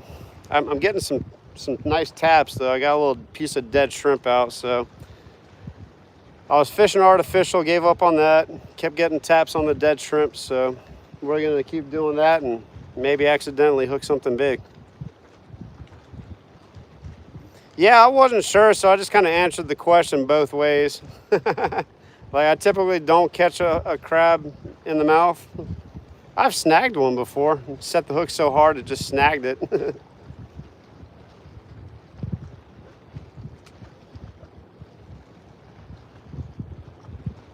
Yeah, I'm not too interested in snagging crabs.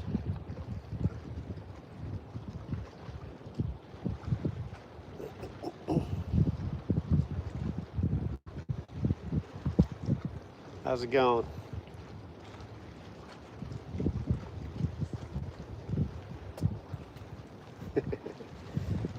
Call them in, Ron. Call them in. Just need that one big one to make a night. I'll probably be out here for like another hour. I'm gonna stay out here until about like 8 o'clock. The weather feels amazing though. I'd stay out here all night if I could.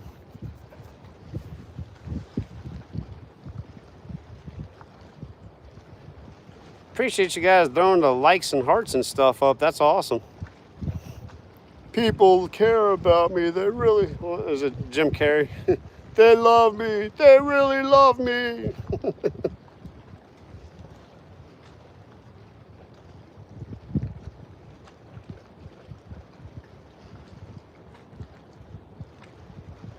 Oh, that's what I need to get. I need to get one of those green lights that I can drop in the water out here. That's what I need to get. Oh yeah, man. Point Out Shen's loaded with them. Was he was probably, was he fishing off of those public piers that they built all over the place?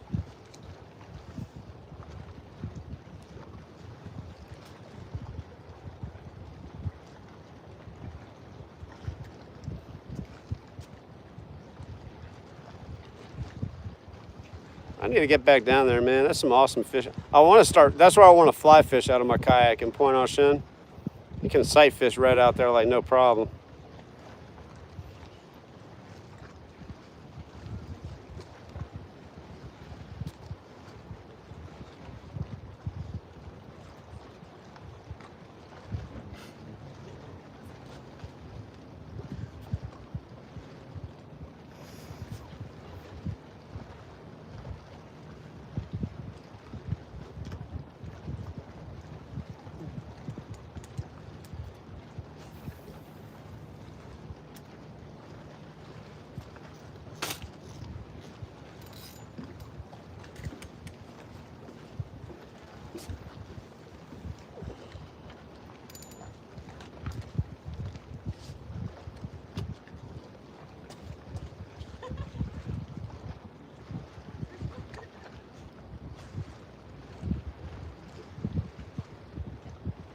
Okay, that's not bad.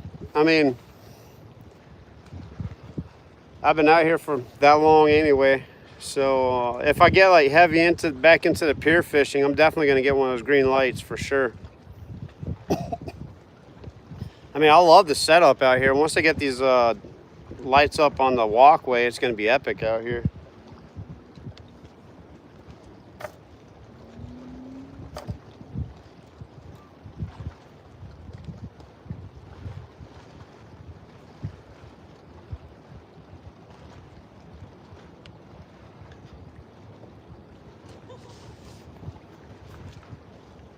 Honestly, I might dedicate like a night where I just come out here and do a live once a week out here. Once they get the lights up. Let's see.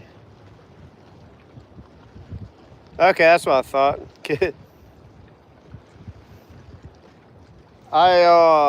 Me and my buddy, we went out there and we were casting netting off those piers along, like when they first built those a few years ago. That was pretty cool stuff.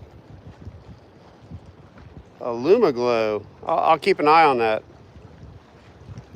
All right, I'm gonna throw the artificial for a few minutes. I'm gonna be over here, guys. Talk amongst yourselves.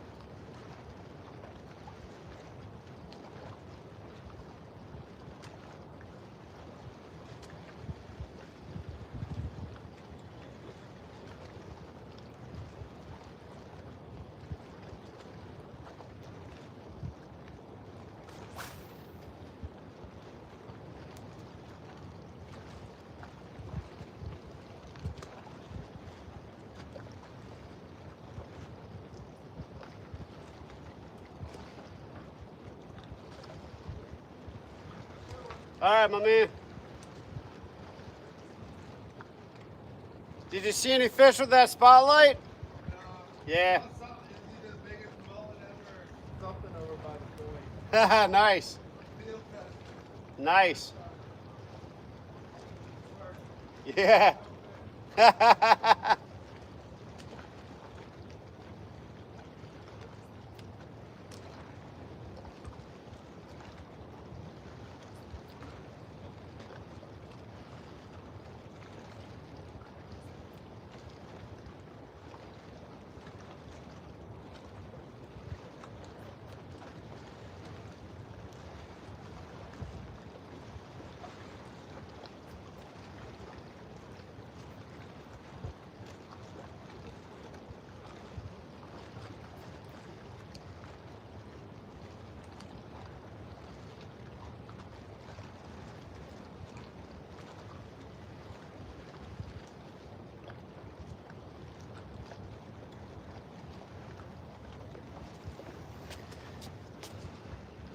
Let's see here.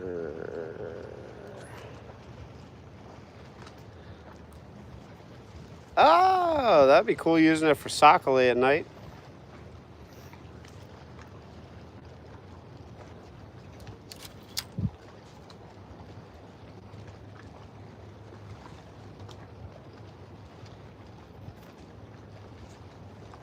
Got the shrimp procure. I just got a little tap on the artificial.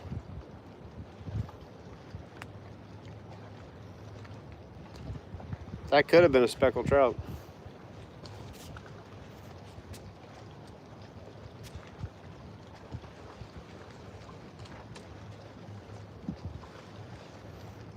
That one little tap inspired me to keep fishing, so let's see. There you go. That's why I love this stuff, man. Everyone learns from everyone. Poetic Tears, welcome in.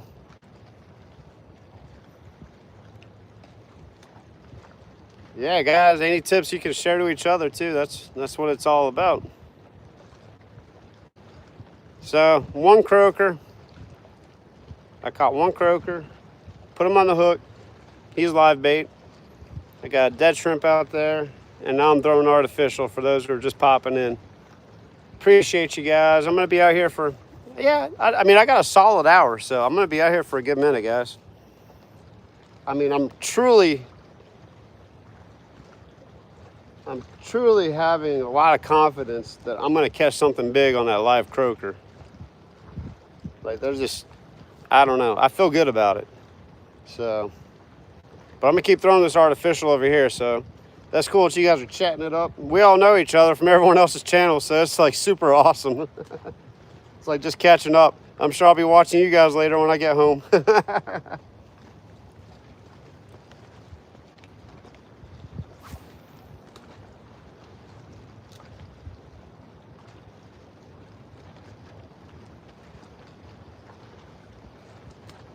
Tell you what, let me move the light over a little closer so you guys can really see. There we go. I kind of like, there we go.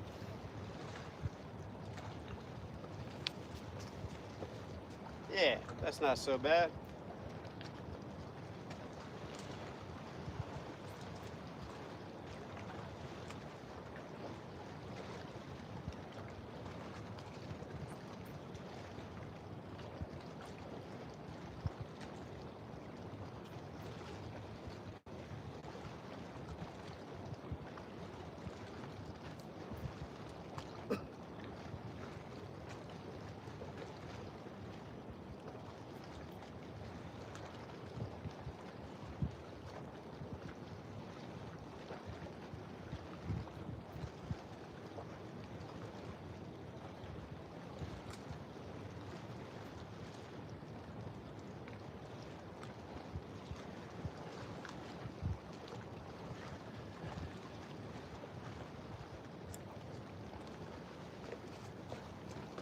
I got a good question for you guys if you can help me with this. So, let's see.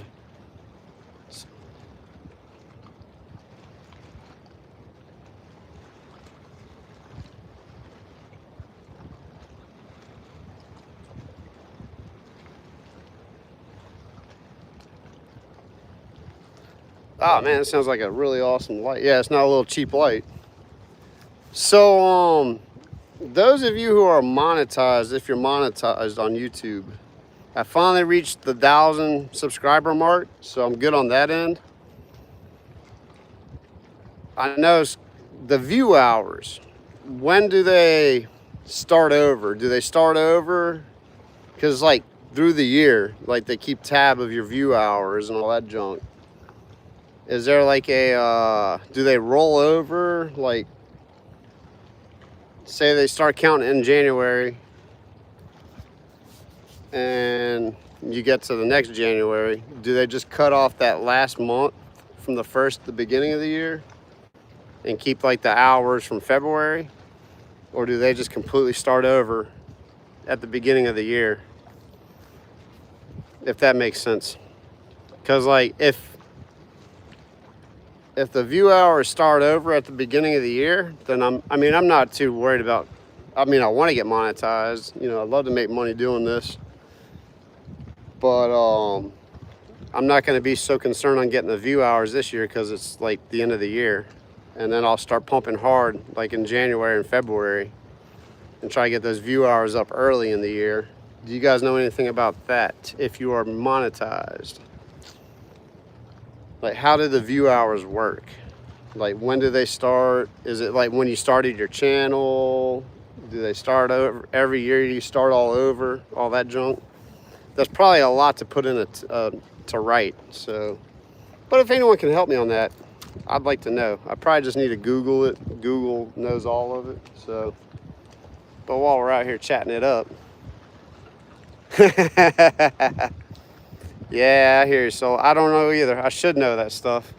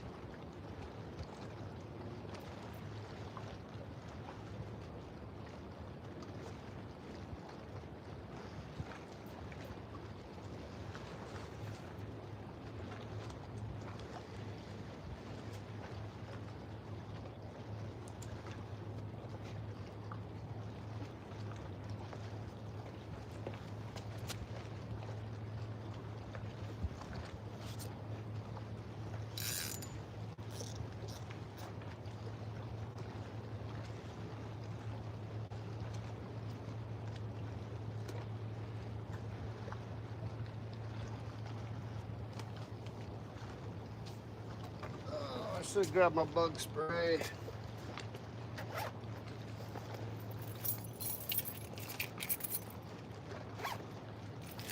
All right, this is stupid what I'm about to do. Let's see.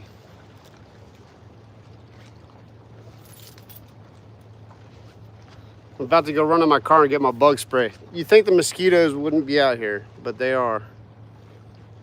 Let's see. Saltwater Life, welcome in. Let's see.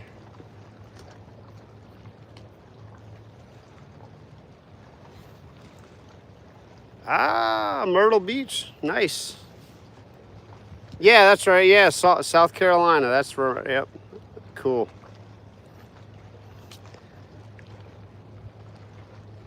All right, I have a live croaker out there, but the mosquitoes are killing me. I'm gonna leave it out there. I'm gonna make a stupid decision.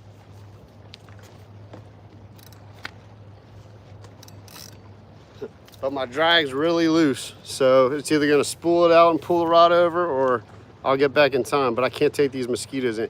View hours count on lives and videos, not shorts.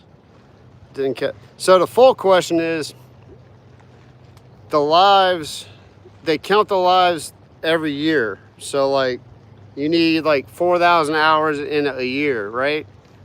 Do they start over the next year and you got to reaccumulate the 4,000 hours? Or do they just continue to roll over and grow throughout the life of the channel? I'll be right back because I got to get some bug spray. These mosquitoes are killing me.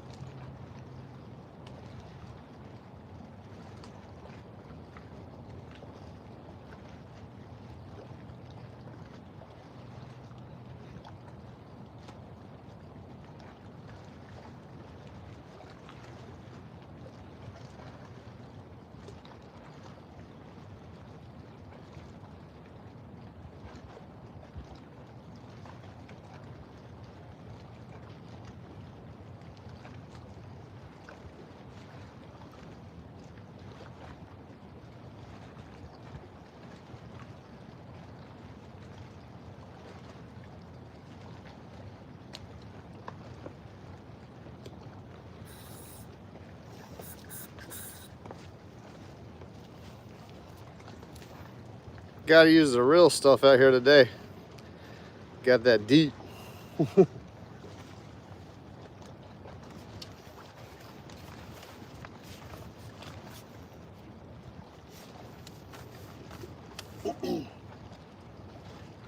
No fish. That's when they would have bit. Let's see here.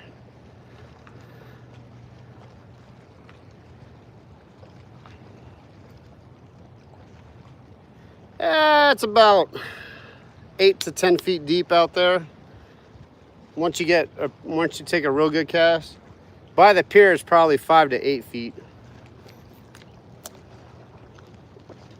So it's actually pretty deep out there, relatively. Excuse me. Let's see here.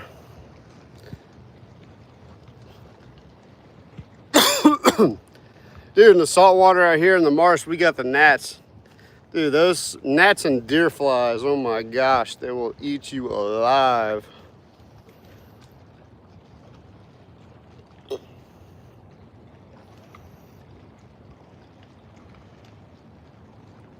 I keep hearing a big splash out there. I think it's just a bunch of pelicans.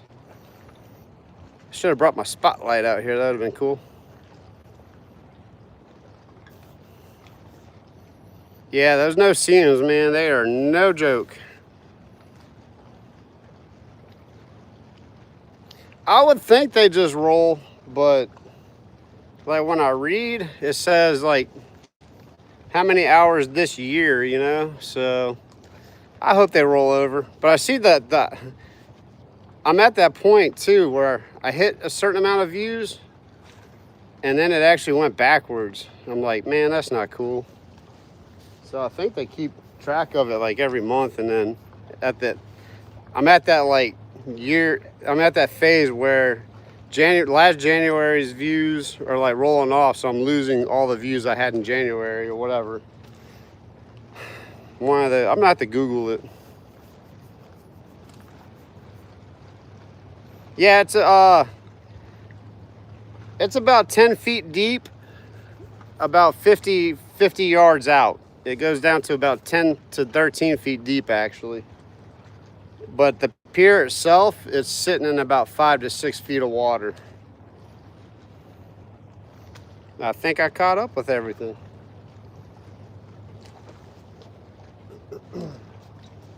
Let's see. I'm gonna cast this dude over here.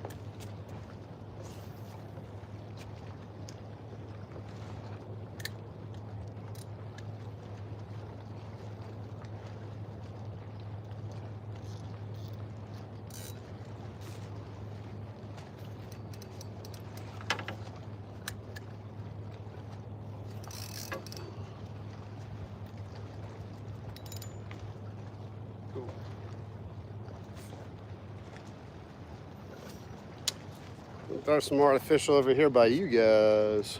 Let's see.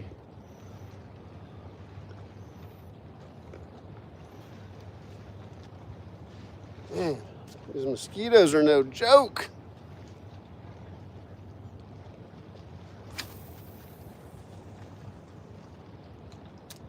Ooh, the wind just shifted. It's blowing from the south now. Yes, I can cast like 50,000 miles.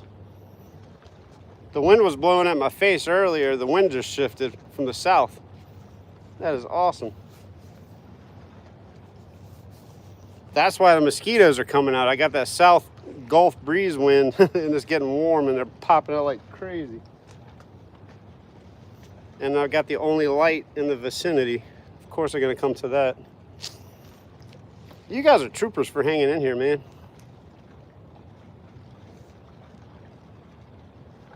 I wish it was just like fast action and like popping, you know, but that's fishing. When I get out of my kayak, though, it'll be a little different.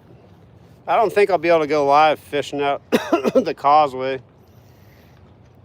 Would you guys like, I'll have to see the reception. Would you want to see the live video of me fishing the causeway from the kayak, or would you rather just see like a regular video?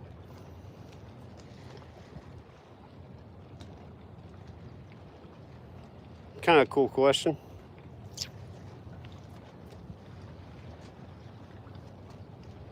I mean, I'd probably do it both ways, but I like to have my phone available so I can get some good pictures. But if you guys would want to see me fish live on the causeway, I'll see if I can make it happen with the reception.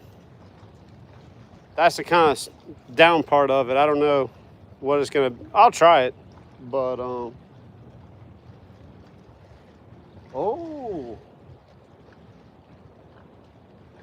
I'm getting a little action on the croaker, guys. Hold up. It could be a crab.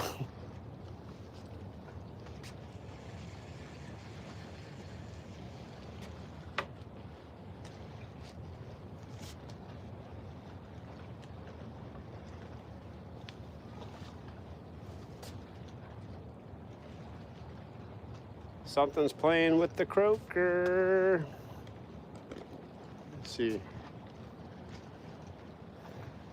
That rod right there, I think.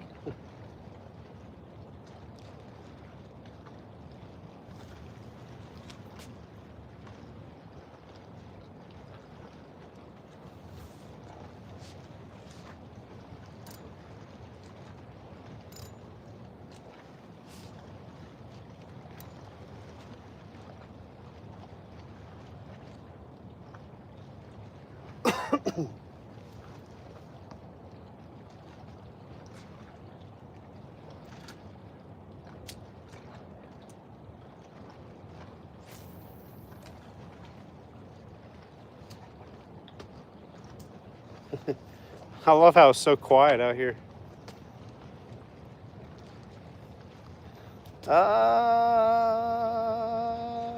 Let's see.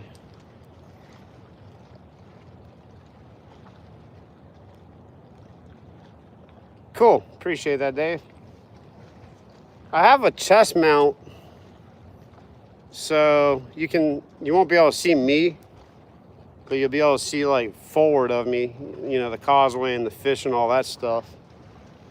But the only thing with it is like it's fixed, so it's hard to like turn my whole body in my kayak and like pan it around. So you really don't get to. I watched one of my lives back when I went in my kayak and did a live out of my kayak not too long ago. Like you saw none of the action. Yeah, I mean I finally got the fish in and showed it, but like you couldn't see the full fight. That's the cool thing with the action hat. You can get the whole action in. I'll do it both ways though.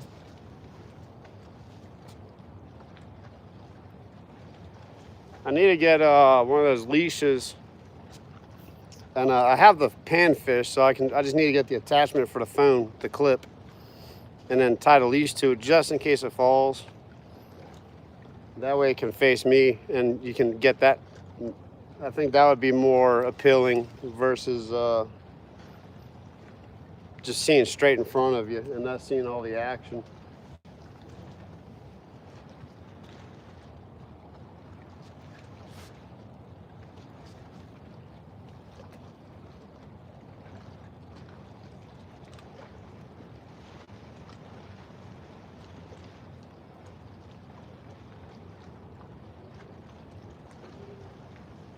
Let's see, what time is it?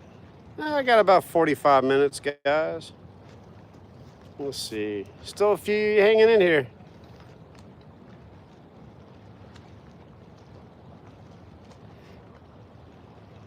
Yeah, and that's the and I was paddling too. I try to stay conscious when I put it on my chest. I try to keep the reel down below the phone or camera, whatever I'm doing, if I have it on my chest. But I don't like the chest mount either. I much rather this, but I can't put my phone on this, so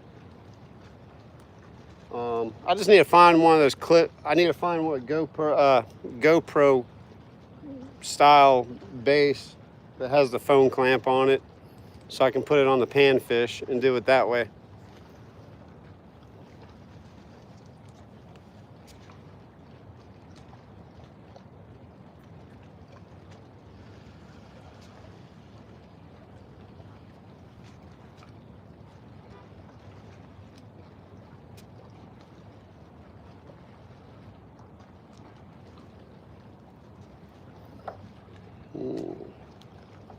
I love all the ideas though, like, because those are things you need to think about, you know?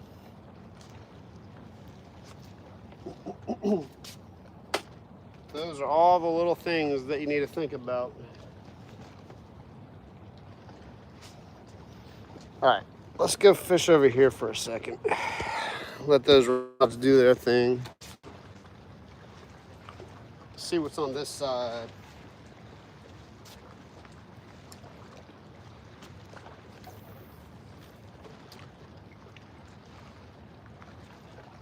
Actually, I can bring the camera a little closer.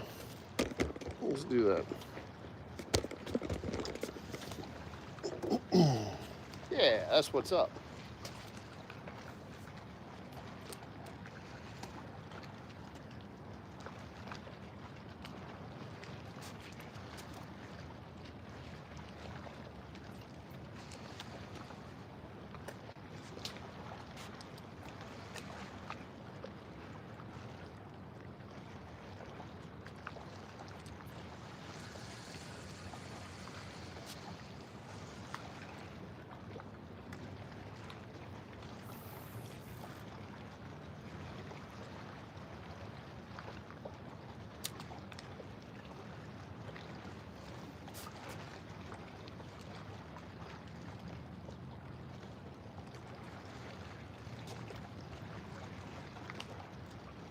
Tell you what, so I know they have regular police patrol out here, but they also have a little security guy out here too. That's pretty cool.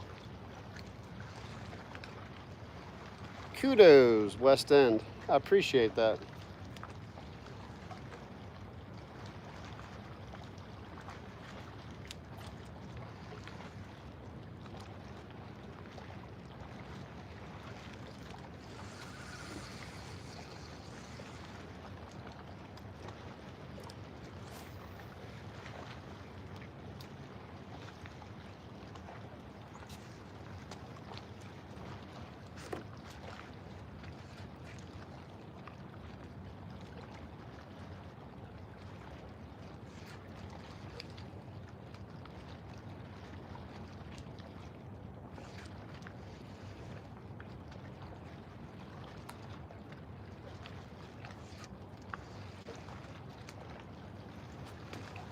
Oh, you guys can see the moon.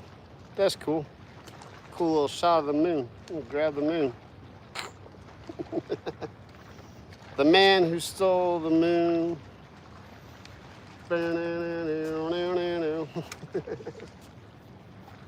We passed upon the hall.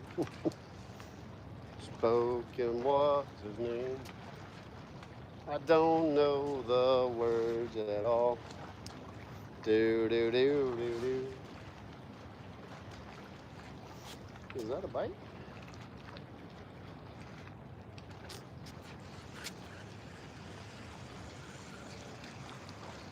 About to throw that dead shrimp on this side just to see what's swimming around on this end.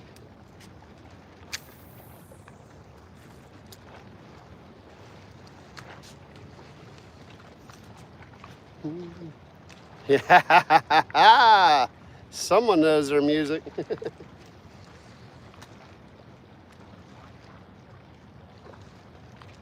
was like one of my favorite songs, man. That whole series was crazy. Watching the Unplugged Nirvana series. Oh man, I snagged. I thought that was a fish. Okay, well there's snags on that side.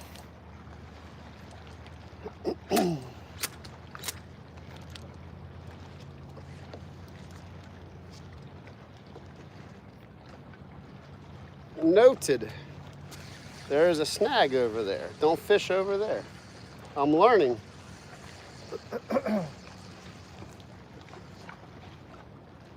I'm sure that's what you guys do too, like especially if you're fishing a new area. You just fish everywhere and learn your little areas. Like there's a snag over here. There's a snag over there. So far straight out's been pretty good. And to the right. So I'm learning. I got a snag. Hey, Bank Fishing Adventures, welcome. So is that Scotty or Stacy? Bank Fishing Adventures. Like everyone gets you guys all mixed up. It's hilarious. Savage, welcome in, man. Appreciate you guys popping it. Stacy, welcome in. So you're Bank Fishing Adventures. I got you now. It's locked in. And Scotty's channel was what?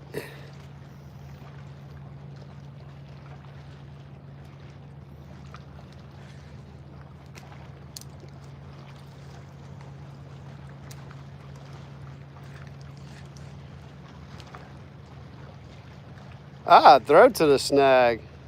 Yeah, Fun Fishing Adventures, that's it.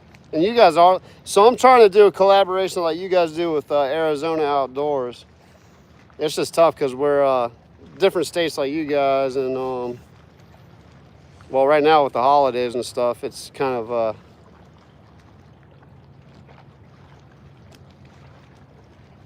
actually JF out 812.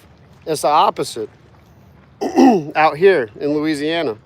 That cold weather actually pushes the trout and saltwater fish in. They go out during the summer to outer. We call it outside.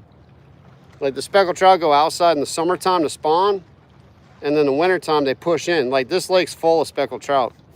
I'm just not catching them. You pretty much need a boat to really get on the speckled trout out here.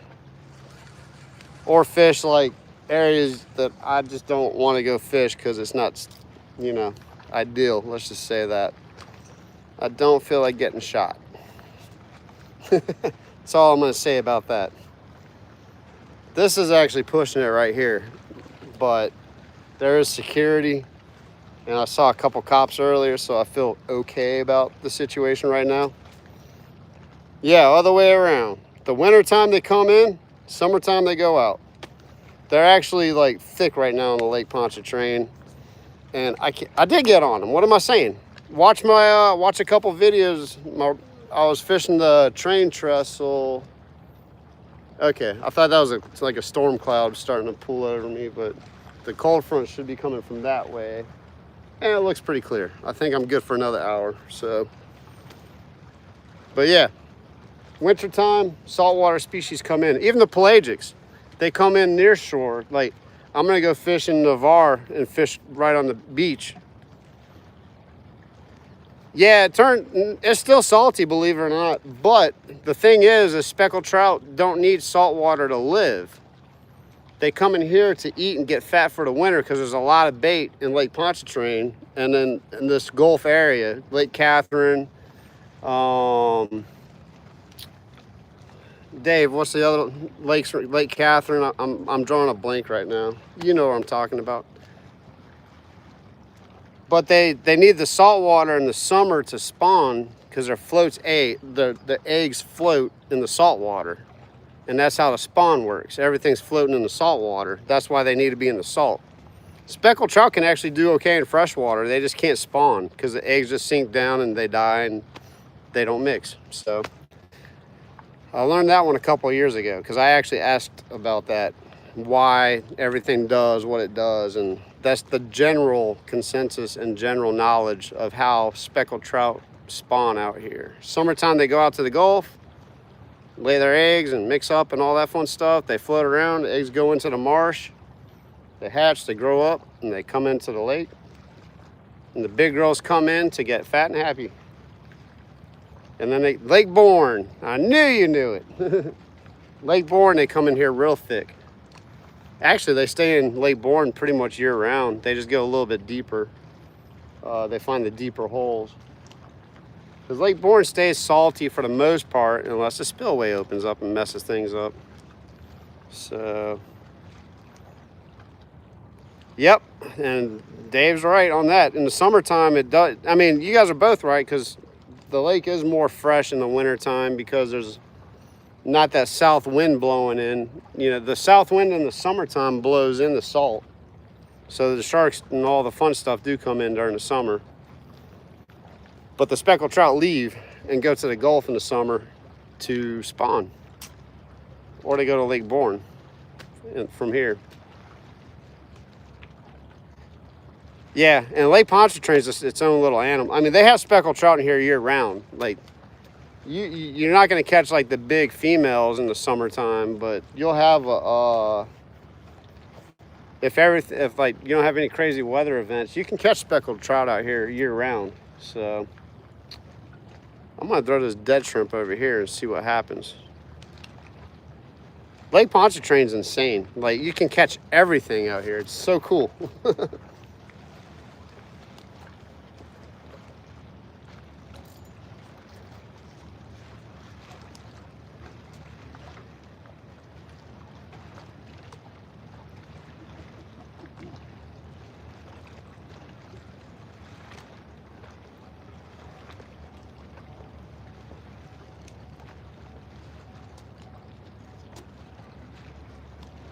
That's the cool thing with Lake Pontchartrain too, because people get frustrated because they want to catch speckled trout all the time. And I get it, like speckled trout are awesome. They taste great, they're fun to catch. When they're in schools, it's like every single cast. But you have to have a mindset when you fish Lake Pontchartrain that you're just out there to catch whatever's biting. Like, even in the wintertime, it can get tough if like we have a lot of fresh water and all that stuff from spring and it jacks things up. So you just have to think, okay, I'm gonna catch redfish and catfish and bass and who knows, you know?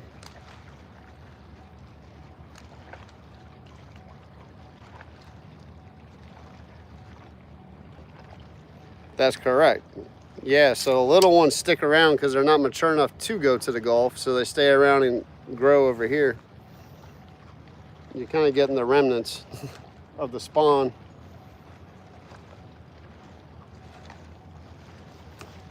And I don't know everything. I'm no like, believe me, I'm always learning. So the more I can learn, the better I can become a better angler and catch these suckers. So I'm not going to sit here and say I know everything, because I definitely do not know everything. I'll be the first person to say that. That's why I like this too, because like there's some people out here that know a lot, way more than me, and I can learn from them. So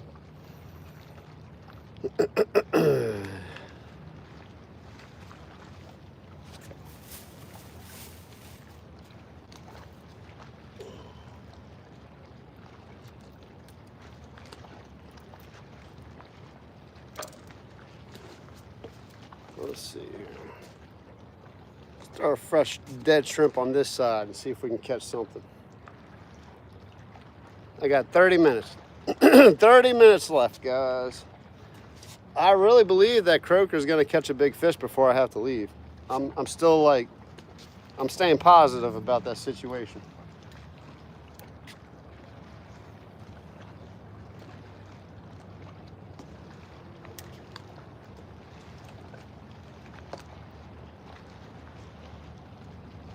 Tell you what, I'm pretty impressed though. Like, well, it is, let's say Tuesday night, so there's not going to be a lot of people out. Like the weekends are insane out here. Oh, I'm already getting bites, guys. I'm getting bites. Yeah, I want to go fish Lake Calcasieu, man. They got some monster trout out there. But that's the thing, I don't have to. I don't have to fish Lake Cal. There it is. Ah, I'm getting bites all over the place. I'm getting bites all over the place. Hold up. Okay, hold up. It's pandemonium, guys. Pandemonium hour. All right, I'm going for the big rod.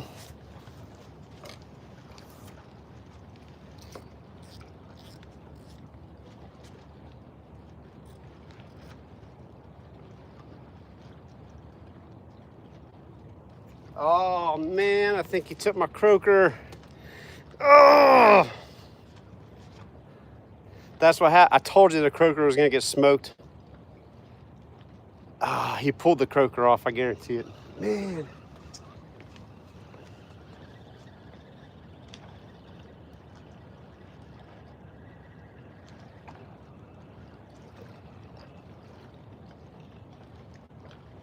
Ah, the croaker got smoked.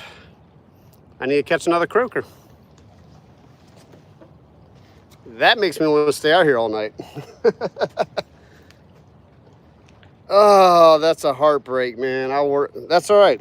That's all right. I'm gonna catch a croaker on this side. I'm snagged, so I gotta get that off now.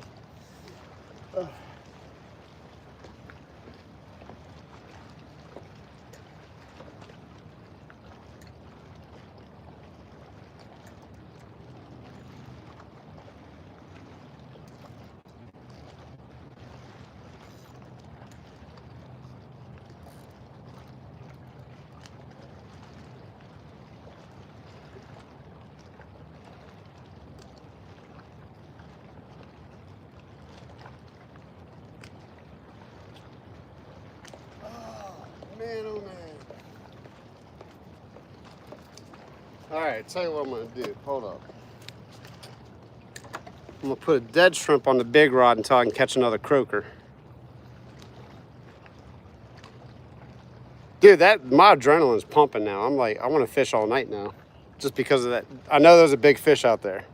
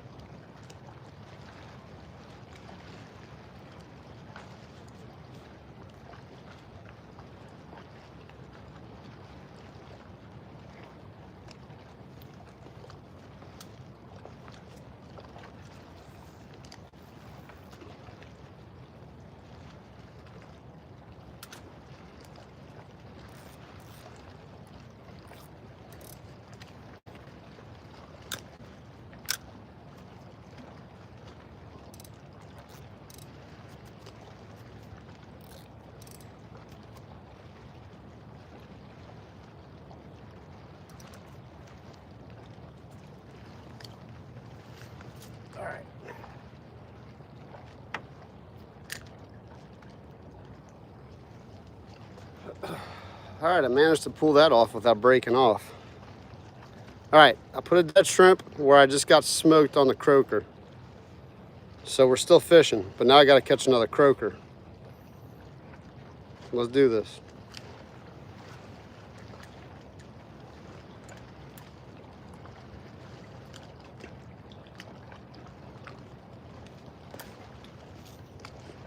It's pandemonium. Too worried about the lights and the camera. Should have just hooked the fish.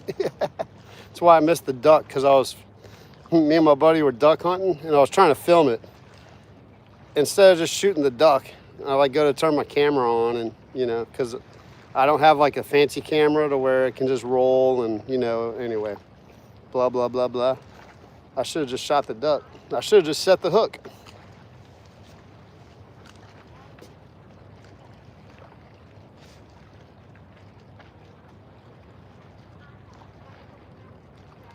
Tell you what, too, now that the wind's calming down, like I hear a lot of bait popping out there, so I might have to throw a speckled trout. Yep, that's it.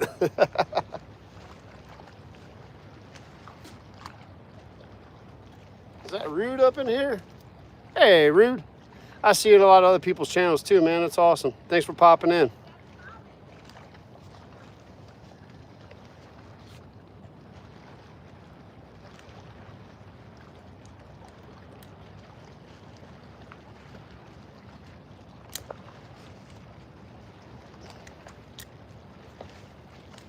So if you're just popping in, this is a new pier.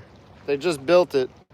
I'm sure there's a lot of like construction debris they left. Like they probably threw the drop-offs in the water.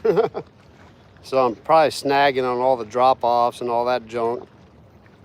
But I'm learning. I'm learning where the snags are so I can avoid the snags. Like there's a snag right there already. That stinks.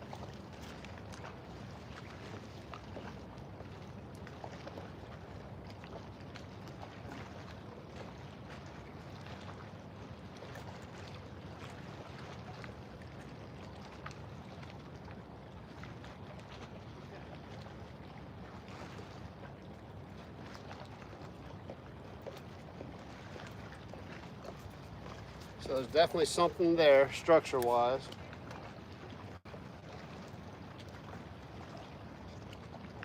I'm gonna fish close to the pilings. I'm gonna work the pilings too, see if I can get a little croaker, because man, I really need another croaker. After that, dude, that rod got smoked.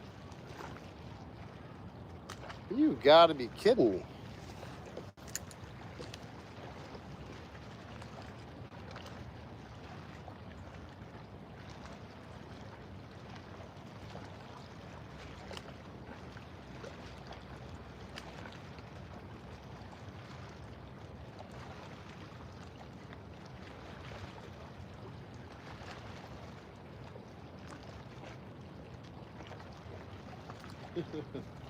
That crushes my soul. Lost my rig. All right, I'm not fishing on that side. There's too many snags. Actually, oh, I don't have the popping cork. Let's see.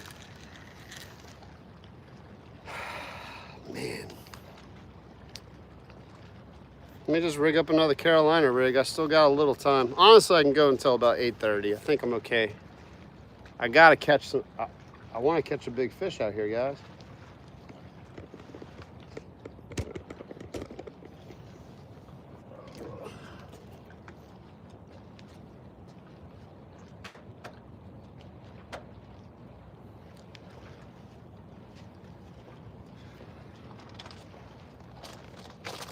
All right, I know there's no snags out this way, so I'm gonna fish there and try to catch a croaker over there.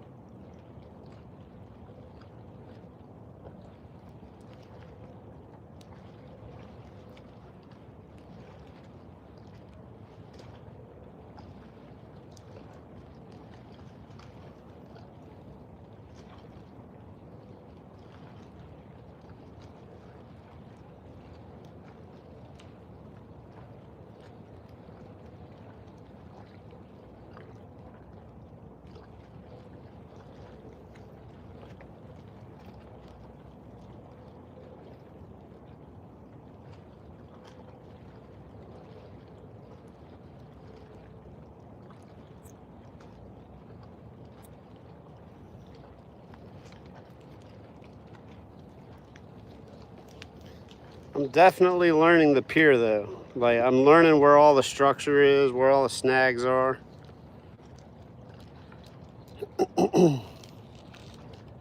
They don't let you throw cast net out here, but I almost went and cast netted some bait earlier. Hindsight's 2020, right? That's how they say it. I thought about it. I really did.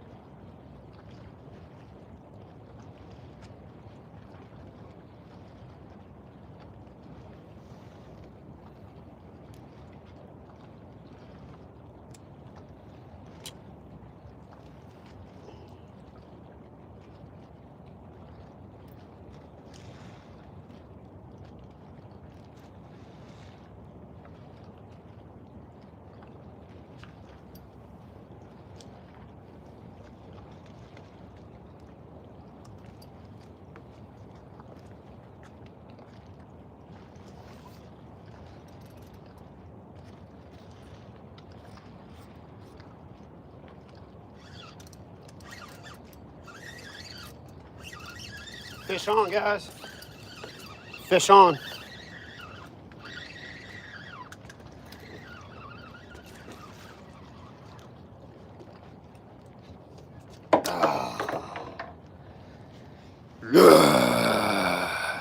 Oh. It's gonna be my next rock song. Fish on. Got a little carried away there, sorry. That's not a half bad fish, guys. My third fish on this pier ever. A croaker, a redfish.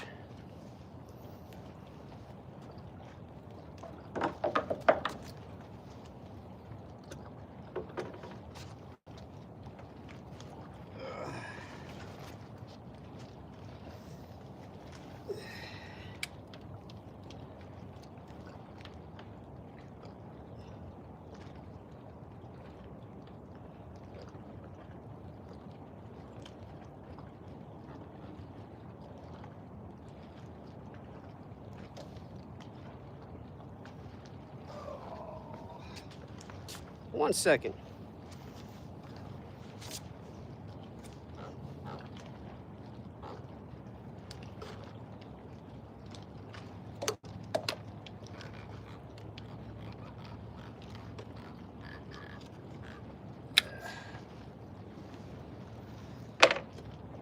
Croaker, a redfish, and a very respectable blue catfish. He's talking to you guys. I'll take that. I'll take that. We caught a fish. I did not get skunked completely. And you guys didn't waste all your time. I'm still gonna catch a bigger fish though. At first I thought it was a pelican. There was a bunch of pelicans flying by. Let's see, I don't think. No, we're not allowed to bring cast nets on this pier.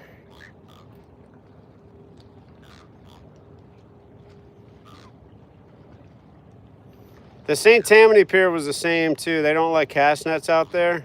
Sunset, no, all of them. Every pier I've ever fished, they don't let cast nets on.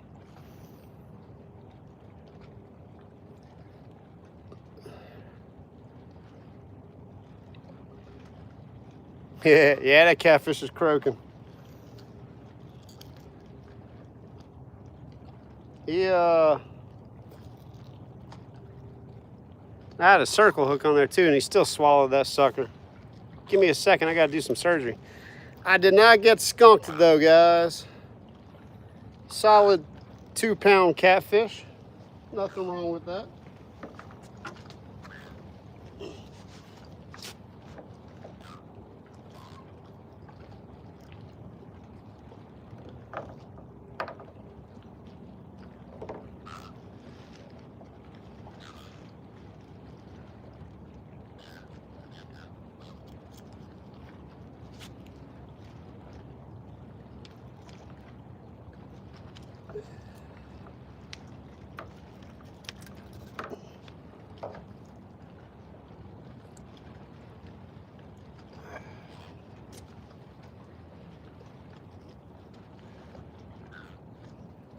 All right, bro.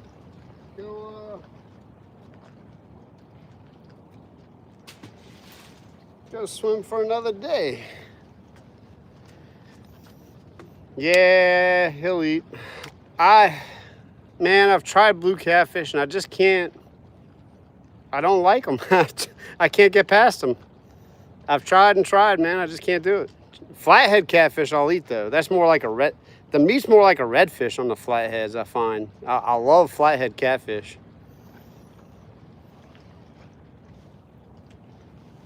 Oh, what was I doing? Okay, cool. I got another pole rigged up, so let's throw the little shrimp out there and see if we can catch a croaker real quick.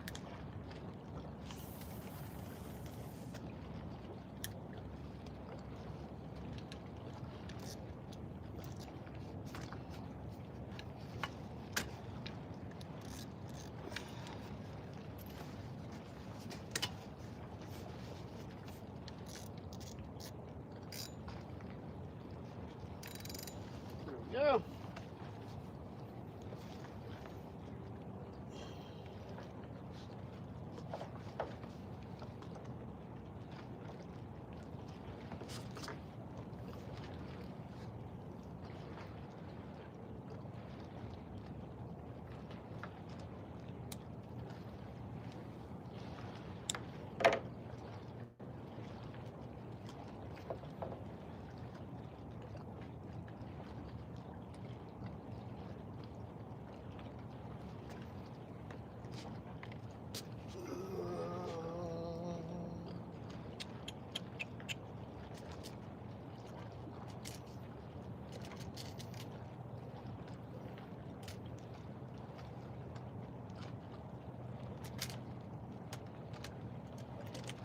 There it is.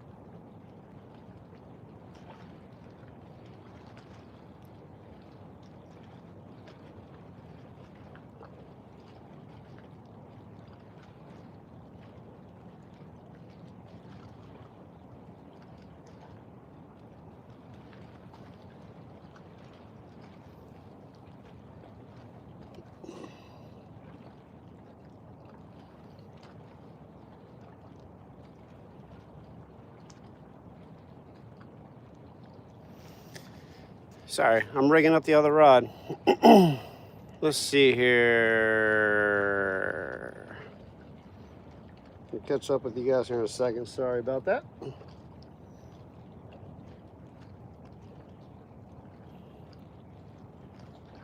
Shoot. Might just put a giant dead shrimp on here too. That's what caught that catfish.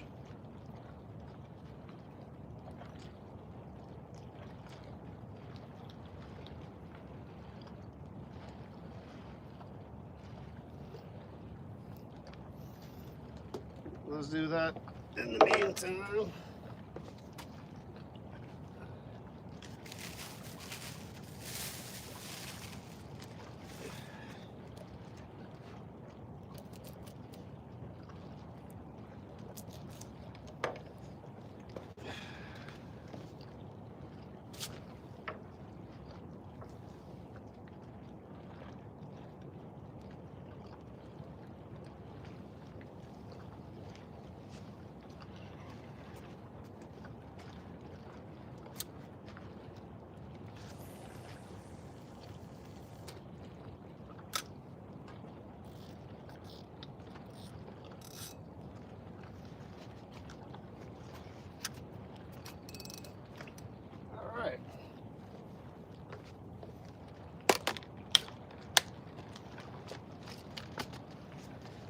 Let's see.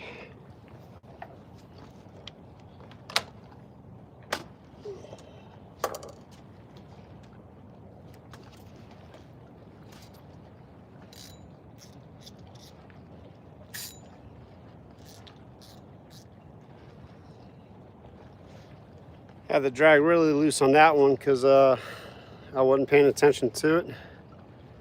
Let me go back to... Yeah, flatheads are definitely the best eating catfish, for sure.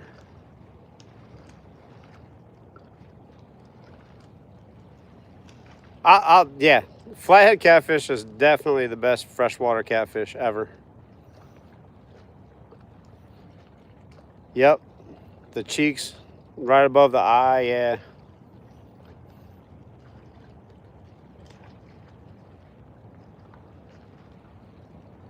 It's the flathead catfish you have to try. Like right behind the eye and the head and all that, there's like a big chunk of meat right there. Watch God's Country Fishing and Hunting. Watch his channel.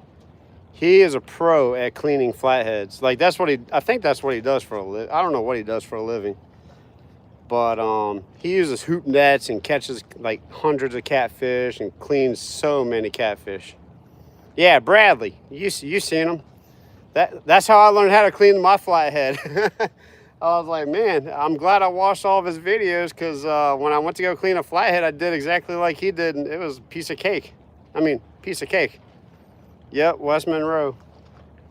He comes down here to home with it. Well, you know, you watch his videos. He fishes with Dat Louisiana Life and Pelican Bone from time to time. I mean, you know, Cousin Vinny, if you're watching, just saying, bro, let's fish. Keith, I'm down to fish, you know.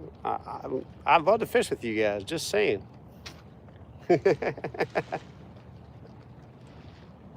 These pelicans keep dive bombing out there right by my fishing string. Cell cats are edible. I've never tried them. I'm very tempted to do it though, just because. But if I don't like blue cats, I just can't imagine I'm not gonna like cell cats either. Dude, that guy's hilarious. I can't even try to be like, he's just a fun, I bet he was a comedian growing up, like as a kid and all that stuff. He's comedic. Yep, Keith and Tara with Dat Louisiana Life. Different vibes, man. That's the cool thing. Like they all have different vibes, but they're all cool people.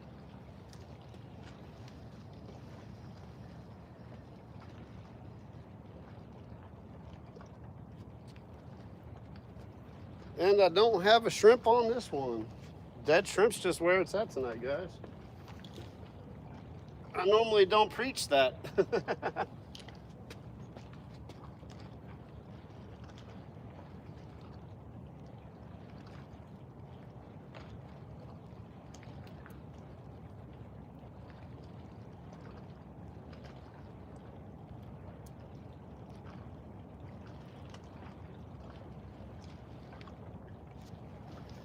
But it's pier fishing. Pier fishing is a little different, so I'll use some dead shrimp.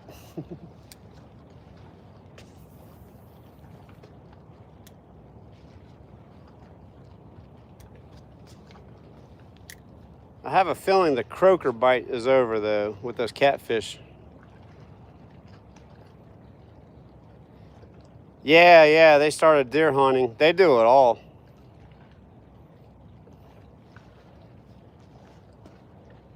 I think his wife just killed a deer, huh?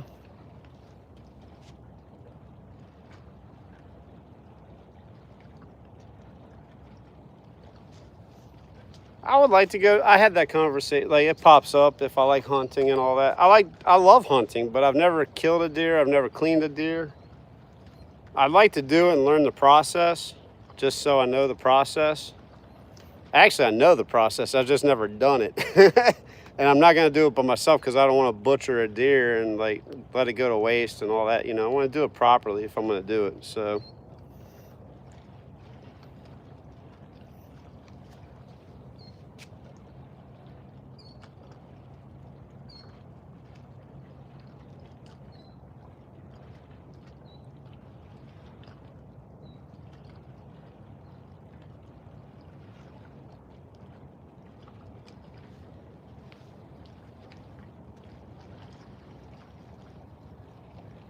There it is. I'm getting thumped on this rod again.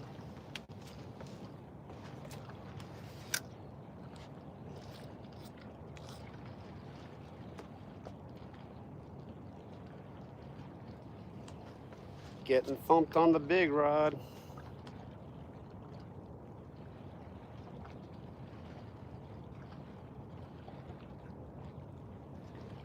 Yeah, I need to head out here in a little bit, guys. Let's give it about 15 minutes.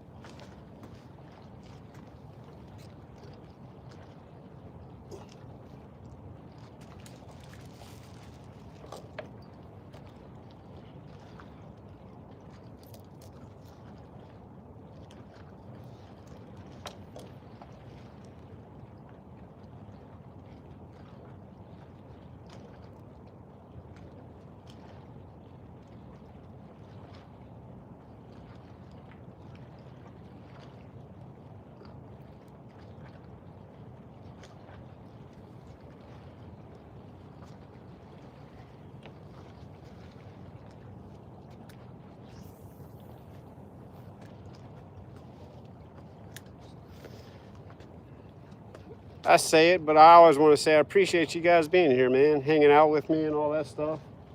You guys could be watching other people, watching other things, doing other things. So, thanks for giving my channel a chance. I look crazy with the, there we go, the light. Let's see here.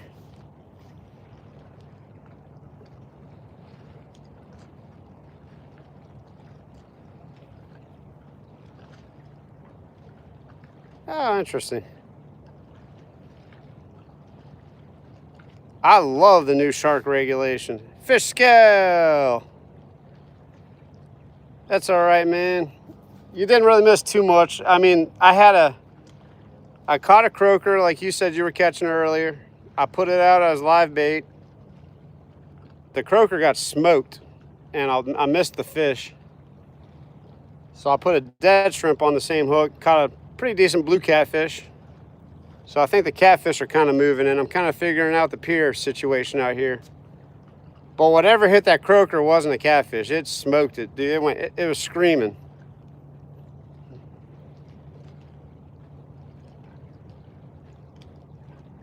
Yeah, it's all good. Dude, I mean, I kind of want to make, I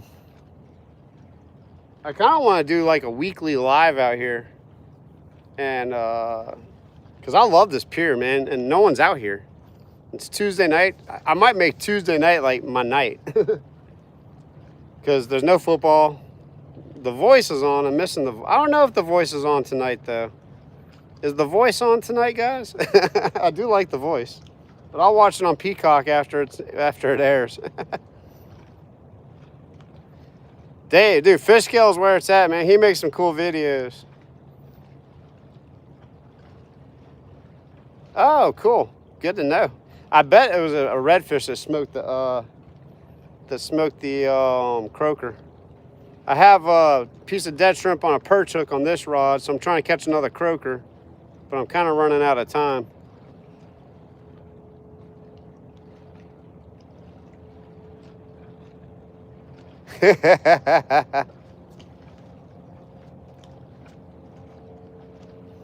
So alligator gar and Fishkill know each other, it sounds like. I need to check your channel. Alligator gar, you got a channel? Or is it just your handle on here? I'll have to check your channel out.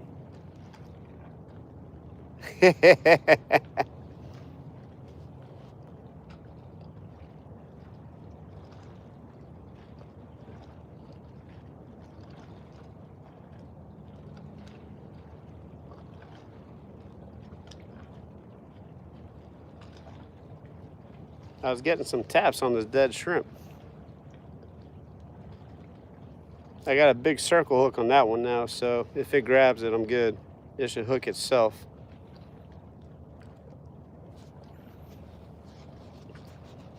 But anyway, like I said, I appreciate you guys being out here. You could be watching anything, doing anything, but you're tuning in with me tonight. I think Tuesday night's going to be the night. I'll have to talk it over with the wife and see what she thinks. Because I'd love to fish once a week. That would be like my goal. But well, life has just been busy, man.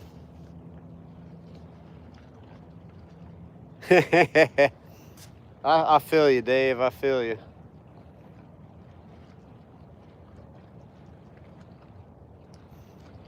I didn't know how much I would get into it either. When I first started filming, my other GoPro, I'd get a bite and I had to push the button. I lose the fish, don't get the film, do it all over again, push the button, lose the fish. Like it took me probably a year to where I got a good flow of keeping the fish on the hook and getting the camera on. Until I can upgrade my camera, that's just kind of how I have to flow right now. So appreciate you, Solo. Heck yeah. Because everyone else goes live, like, I'm trying to find a night when, like you got the bank fishing adventure guys. They go live on Sunday nights, and then they have their own channel where they fish during the day and stuff. Scenic City, I know Solo watches Scenic. I hadn't seen him live too much. Well, it's the holidays too, so. Then you got football. I watched Thursday night football. I got suckered into the prime. Monday night football. Monday's no good. Playoffs should be pretty cool this year. The playoffs are shaping up to be pretty cool this year. I have to go Broncos. I'm a Broncos fan, by the way. I mean, Sean Payton's kind of a traitor, but I just like the Broncos because that's where I grew up, and I watched John Elway growing up, so I've always been a Broncos fan.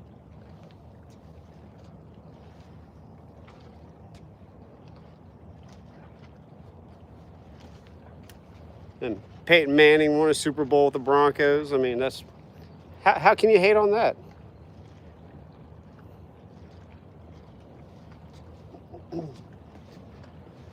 Let's see, 20 minutes. I'm gonna change. I have a little perch hook on, and it just keeps getting robbed. I'm gonna put that little red octopus hook back on.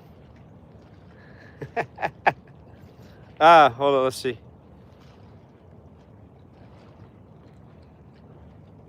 Oh no, man.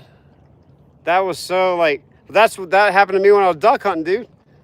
I got so like I wanted to film so bad, the ducks flew right above us, and I tried to get the camera on, and then they actually circled back around and landed in our decoys, but they landed too far in our decoys, and then I put the beep on, so it kind of spooked them a little bit, you know. So I don't know if I'm gonna film while I hunt in the future, or I'll have it set up to where the camera's just rolling.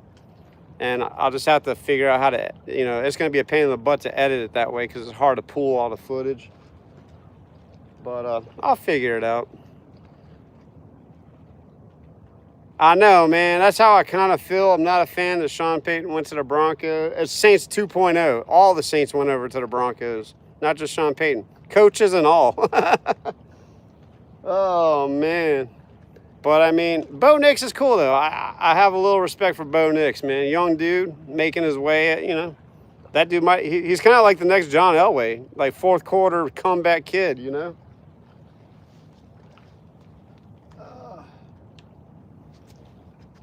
So I'll still root for him. Not because I mean, Sean Payton, you know, it is what it is. But, I've always rooted for the Broncos when the Saints are losing. So I'm a Saints fan for sure, like being pretty much like a Louisiana dude now. Like most of my life has been in Louisiana, so I'm, you know, I've adopted the Saints to, you know, yeah. I'm a Saints fan. But when the Saints are losing, I'm a Broncos fan.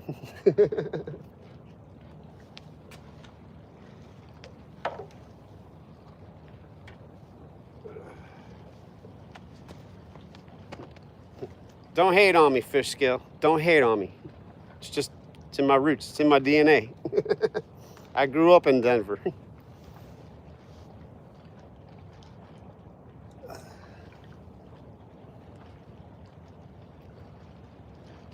I have Broncos hats too, and I can't bring myself to wear them out here because I'm gonna get scorned. And Lutz, I know everyone, dude. Groupie's probably going to go over to the Broncos as a backup to Lutz.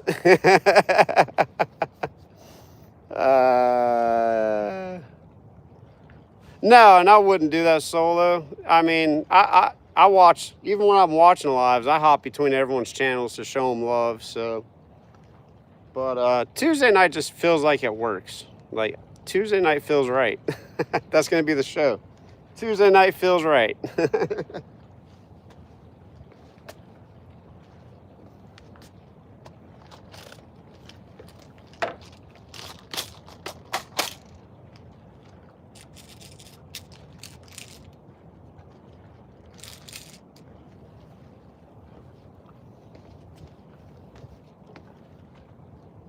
Oh, man. Let's see. Yeah, I'm going to give it like 15 minutes, guys. I think I said that 15 minutes ago, but I just want to catch a croaker. That just went into my... Yeah, it's probably coming up with the warm temperature coming out, like his last hoorah before it gets too cold. I have a fray on this line. I need to cut that farther back.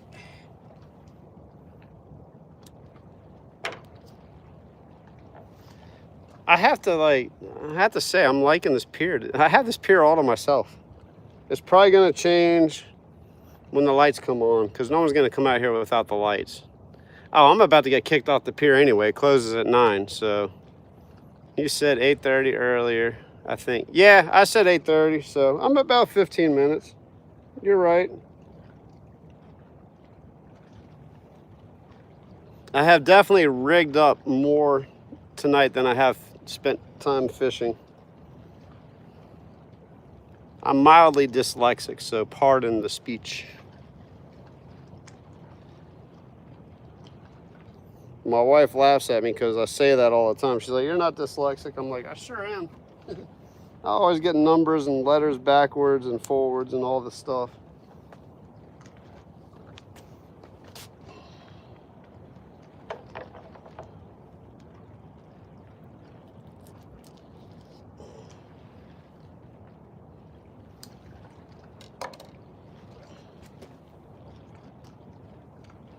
Okay, so for all the guys that use dead shrimp,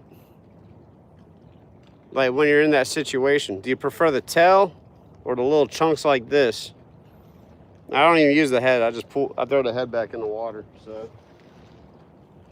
the tail or the midsection, what's your favorite part of the shrimp to use as bait? Or does it matter to you?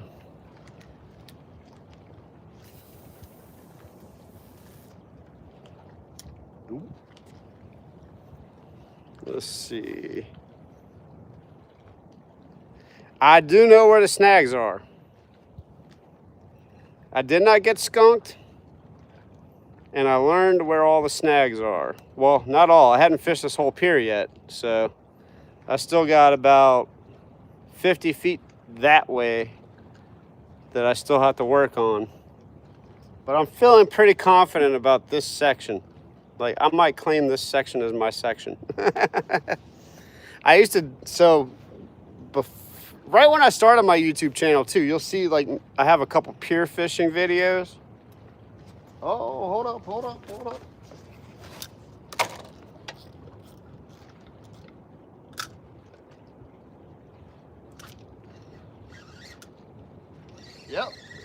Yep. That be a fish on, boys.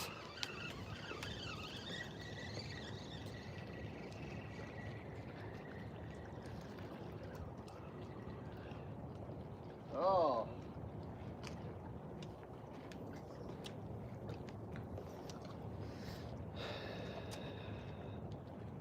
A little micro blue cat. That might be a channel cat.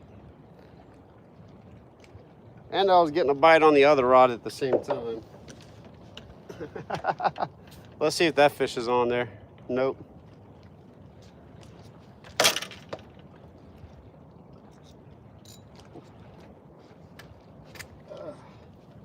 That's why I don't bring my nice rods out here pier fishing.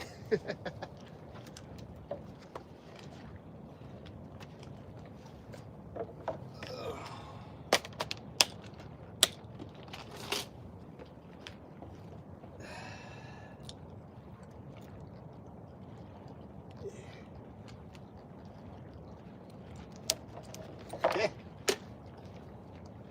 Come here, little dude. Say ah.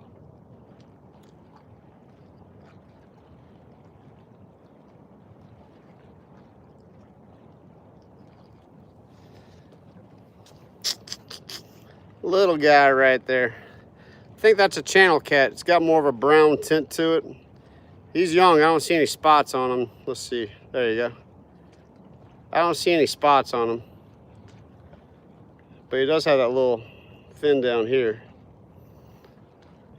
Not a hardhead. That's a good sign.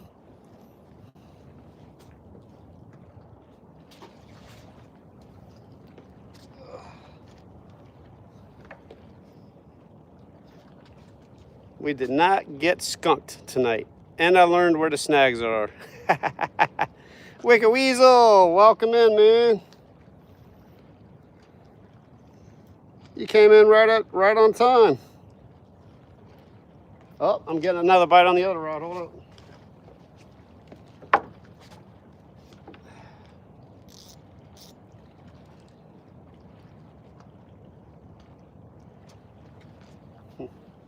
That's why I don't like fishing two rods, man. Especially if I'm starting to get a bite. Last segment of the tail. Let's see.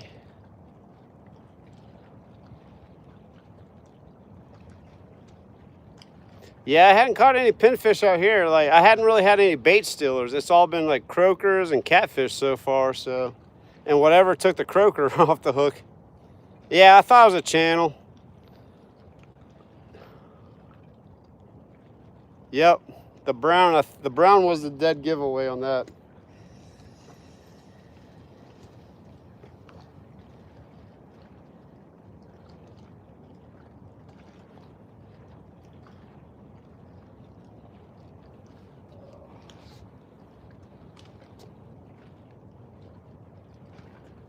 Send that back out.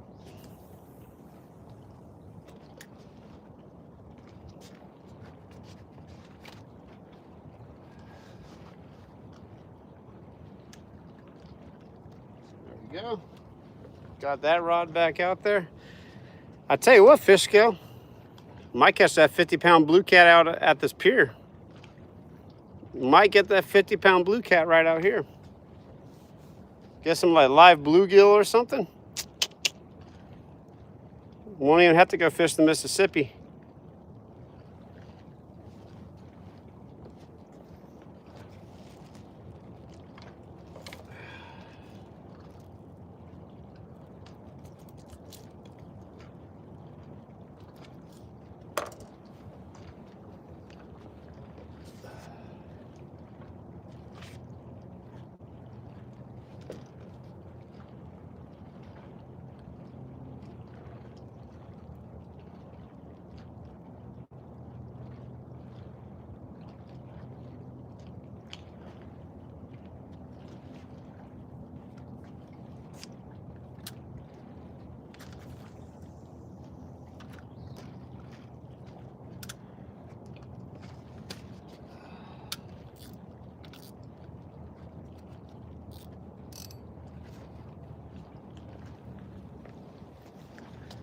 But I know you're looking for the Mississippi red, so that's why I know you've been fishing the Mississippi. Like, you don't, the big catfish is one of your goals.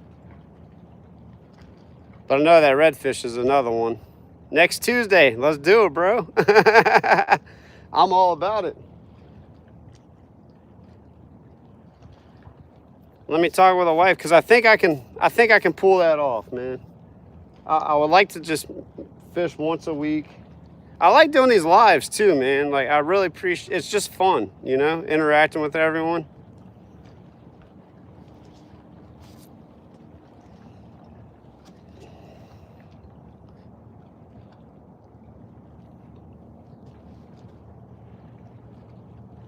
But yeah, that's what we need to do. After work, go in the canals, catch a few bluegill, keep them live somehow. Come out here with some live bluegill. That'd be what's up.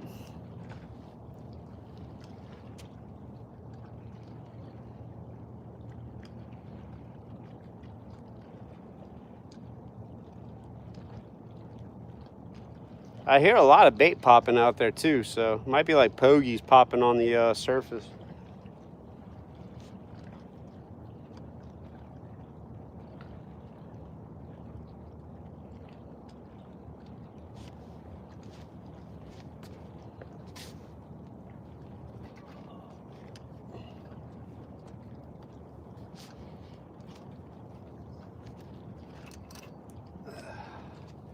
Okay, let's see. We got 8 minutes. I kind of hold true to my time too. Like, for the most part, if I say 15 minutes and I cut out, you know, I'm getting better at that.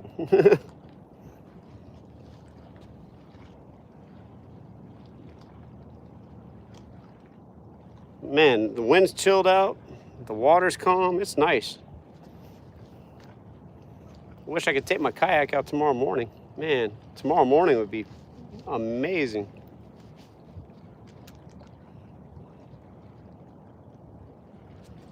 Oh, that's another bite.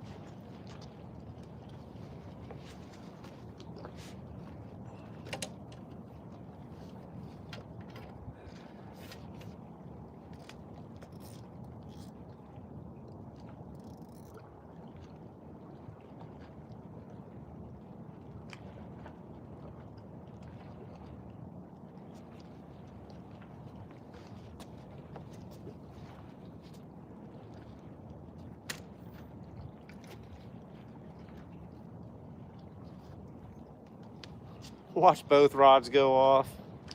That'll be a mess.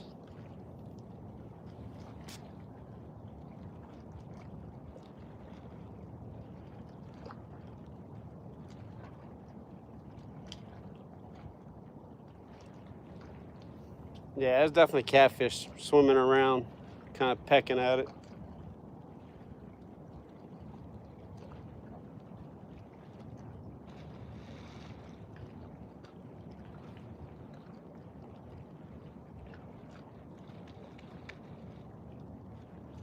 That's wild that the pelicans are still flying around at night, chomping down.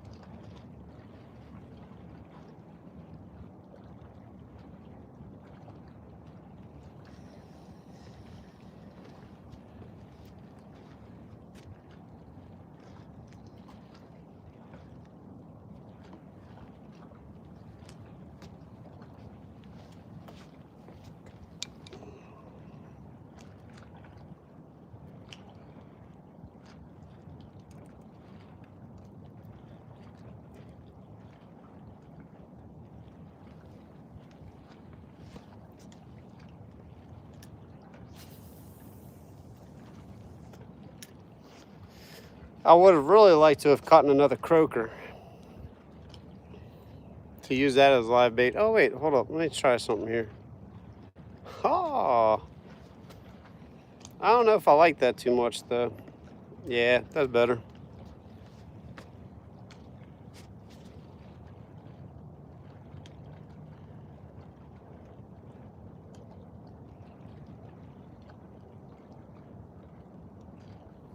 I know one thing I'm gonna do.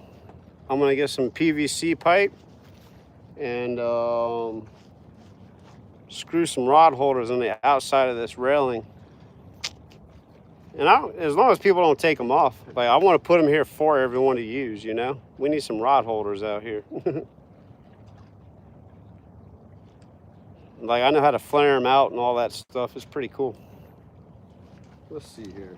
How doable is that? Oh yeah. That's perfect. Like the 4x4s are like, the handrail's not overlapping the 4x4, so I can put a million rod holders out here. This is gonna be awesome. Yeah, this pier is awesome. Hopefully it stays this way. New Orleans, please keep this pier good.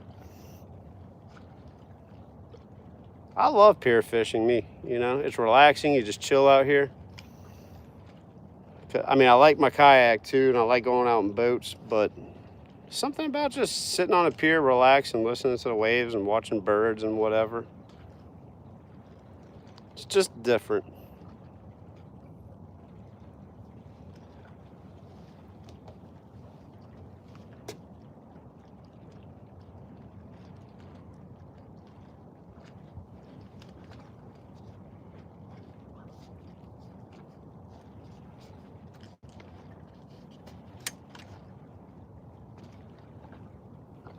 Kind of where I really started getting back into fishing as an adult.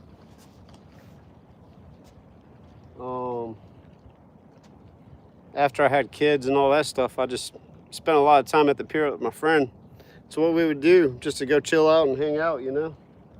Go out, like 3 or 4 of us, we go out and sit on the pier, hang out, chat, catch up. Yeah, it's nice when it's not overcrowded too. So you can tie crab nets to the pier out here. They did say that on the sign. So I'm kind of curious on that too. It's like everything just disappeared. It's just ahead. The crabbing is probably going to be pretty awesome out here, honestly. I might try that. The weekend, I bet this pier you won't even be able to get on it. Like there's probably going to be a lot of people fishing here on the weekends. So I think that's why Tuesday night I'm feeling pretty good about that.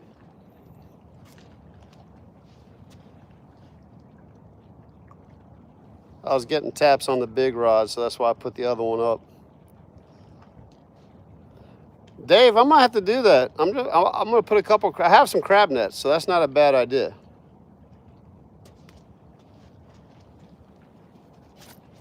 There it is.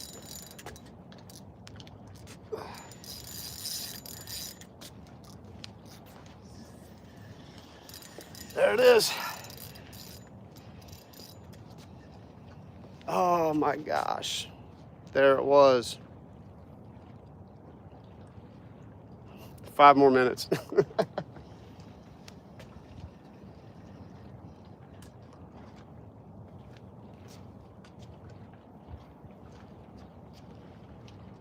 Oh man. That was a decent fish too.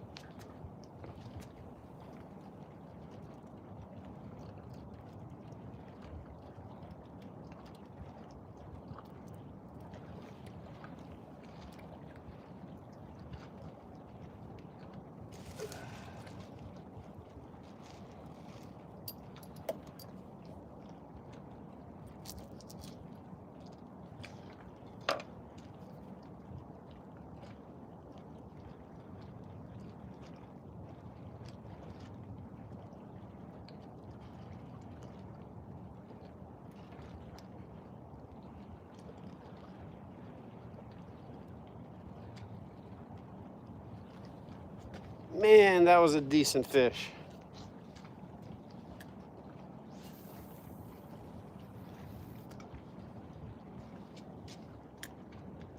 And I'm getting taps on the other rod too.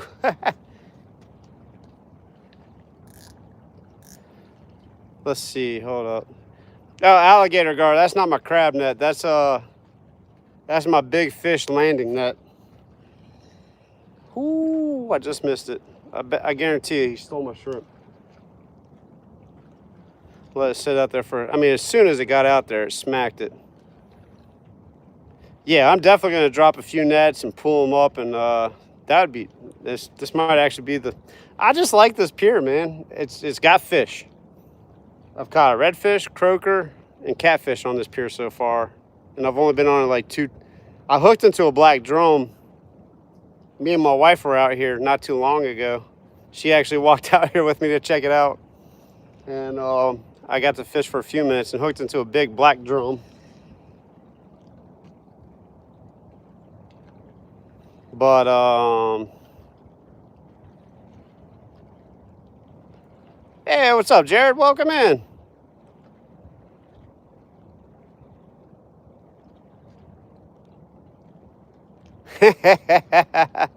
Yep. Thank you, Find and Joy. It's a really good spot. I'm loving it.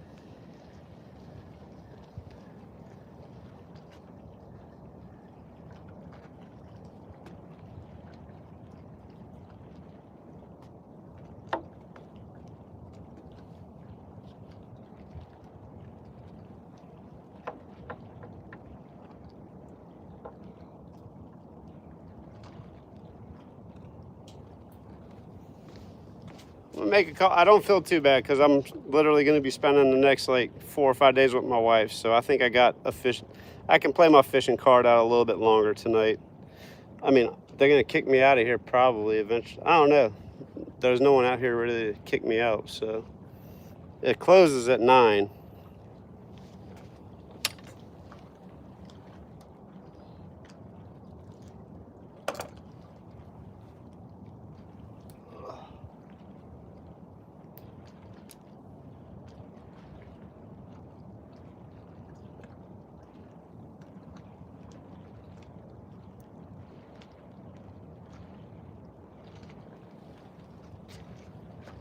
So I know one thing, I know a few things.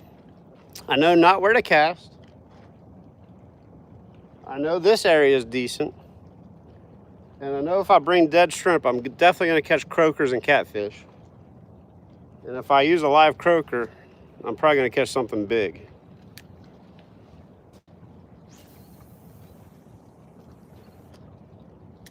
And I might just keep a blue catfish next time I catch one.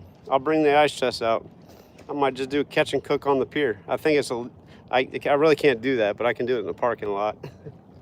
That's what I'll do. I'll do a catch and cook out here because I can't bring a stove or fire on the pier because it's wood. Which, you know, that's a pretty good rule, not to bring fire burning devices on a wooden pier. So maybe I'll catch the blue cat, go clean it on the table, go cook it in the parking lot. That'd be pretty cool. Olga, welcome back in if you haven't been in here the whole time. Let's see. Let's just give it 5 more minutes, guys. I had a really nice thump. I think the other rod, they stole the shrimp on the other rod, but I'm gonna let it sit there.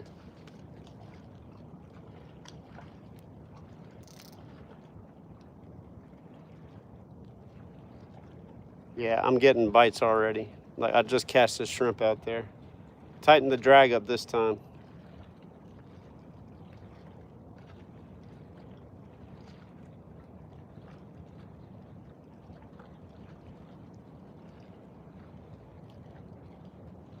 If it takes this shrimp, it's thumping it right now as I'm talking to you guys. It's small. It's probably a croaker or a small catfish. It's like, it's been a while since I fished like this, so it's hard for me to tell what's what.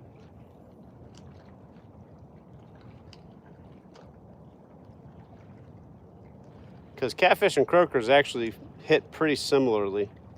Pinfish too, like alligator girl was saying. Yeah, I'm going for 5 more minutes. I can't help, I'm getting bites. It's not crazy late, so 8:40, I'm cutting it off. I just had a really big thump too, so it's kind of hard to leave on that note. Like, I want to catch the fish.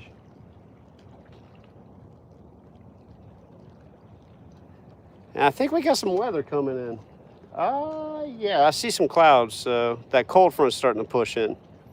So it's probably smart of me to call it here in a couple minutes anyway. Yeah, I'm hoping to catch some speckled trout or redfish. That would be the ideal situation. Or a small black drum. Like if it's a puppy drum, I'll do that. But I'll do the blue catfish because, you know, why not? That would be something new for me, that's for sure, because I'm not a fan of the blue catfish.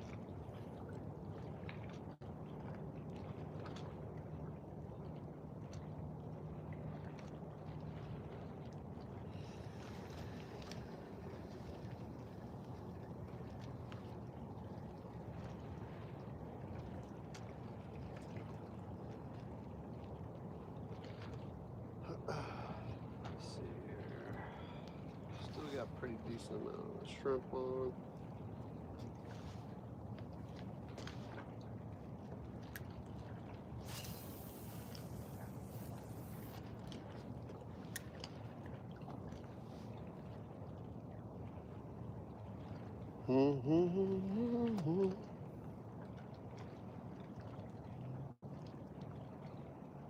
Good to know.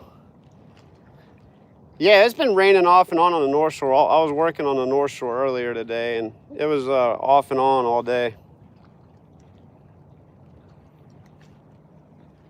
But I do see the clouds building up in the distance, so I think that's kind of my cue here.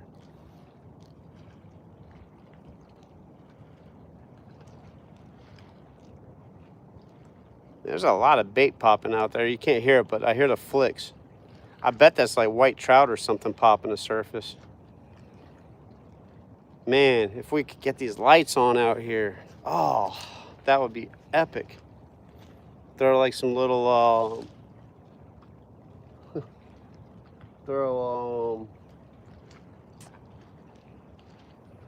glass minnows, a little glass minnow rig, tear up the white trout.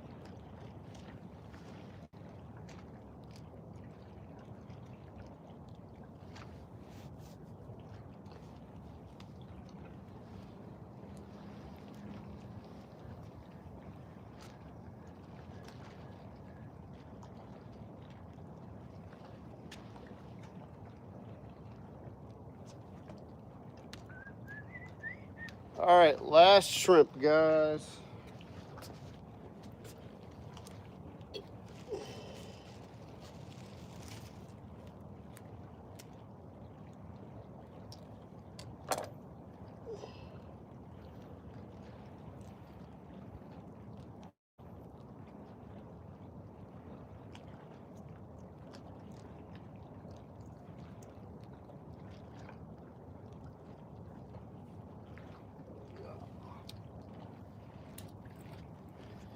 Last shrimp. Let's see if we can make it count. Turn it into a fish.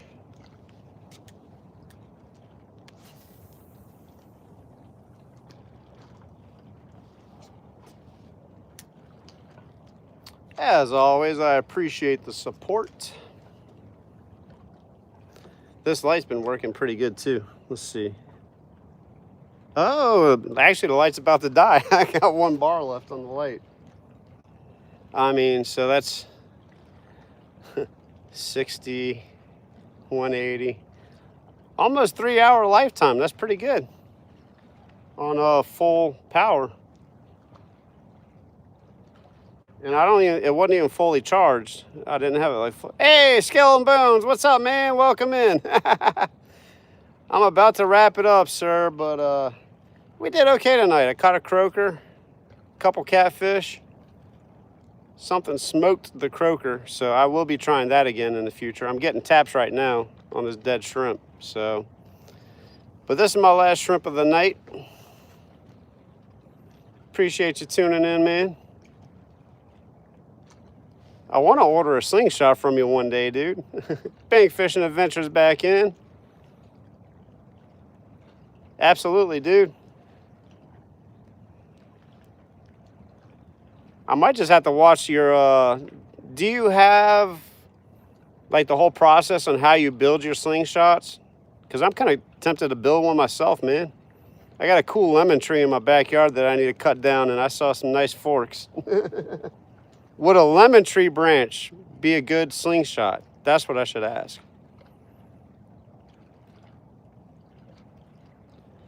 Yeah, that's a good idea, Dave. I need to get some mullet, get some like cut mullet. Then I'll be catching some monsters for sure out here. That's no doubt. I need to plan that out for sure.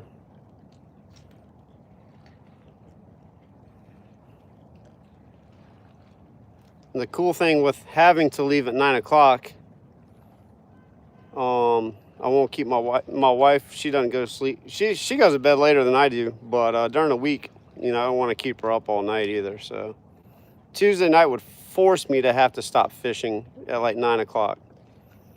I'm gonna try to work this out.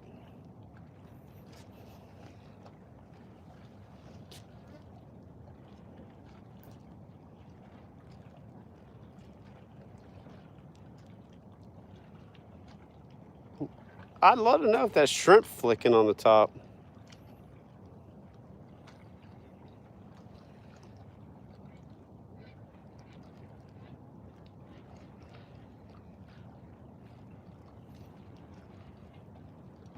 Let's see.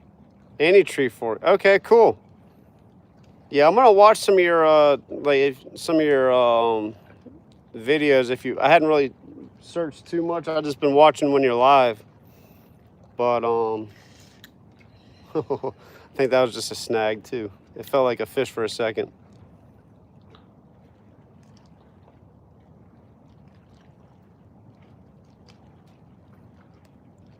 Yeah, this time of year, which is awesome.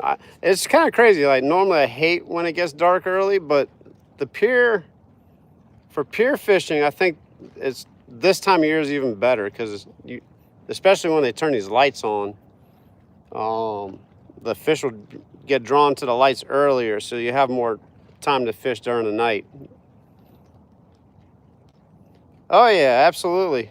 Definitely got to match what they're eating.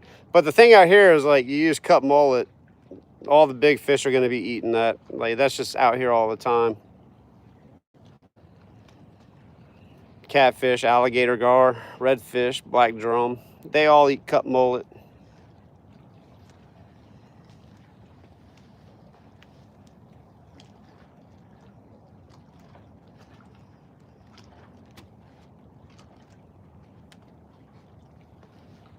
this concludes our showing of fishing with Ferg.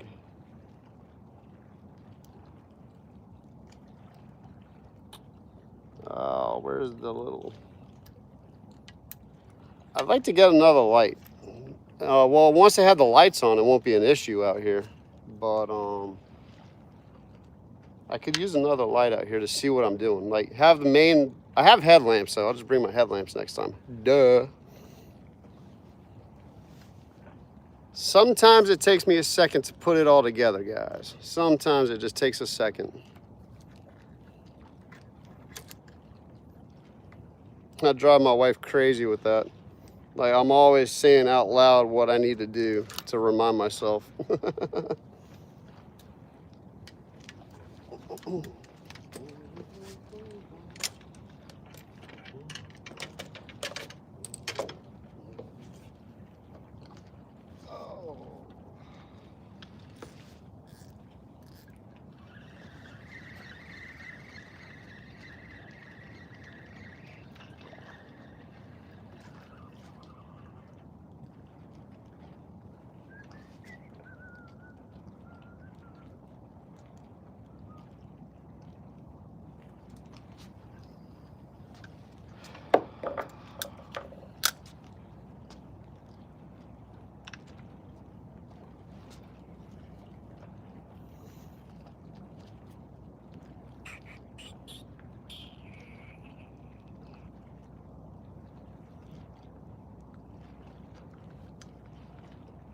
Oh, you're not supposed to do that. Come on.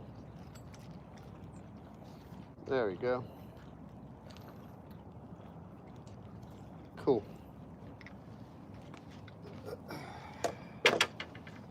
Well, guys, I really appreciate you watching. Man, Dave, Solo, Fish Scale, all you got, Find and Joy, all you guys that have been in here this whole live, you guys rule. It was a good learning night. I learned a lot about this pier. I learned where not to fish. I learned where to fish. I learned what to use. When I caught that redfish, I was fishing a jig head, but I just wasn't feeling it tonight. You know, I had the dead shrimp, so I caught the croaker, and it kind of got me thinking other ways of fishing. So definitely learned a lot tonight. And we didn't get skunked. So anyway, appreciate you guys. And I'll catch you on the next one. Ferg out.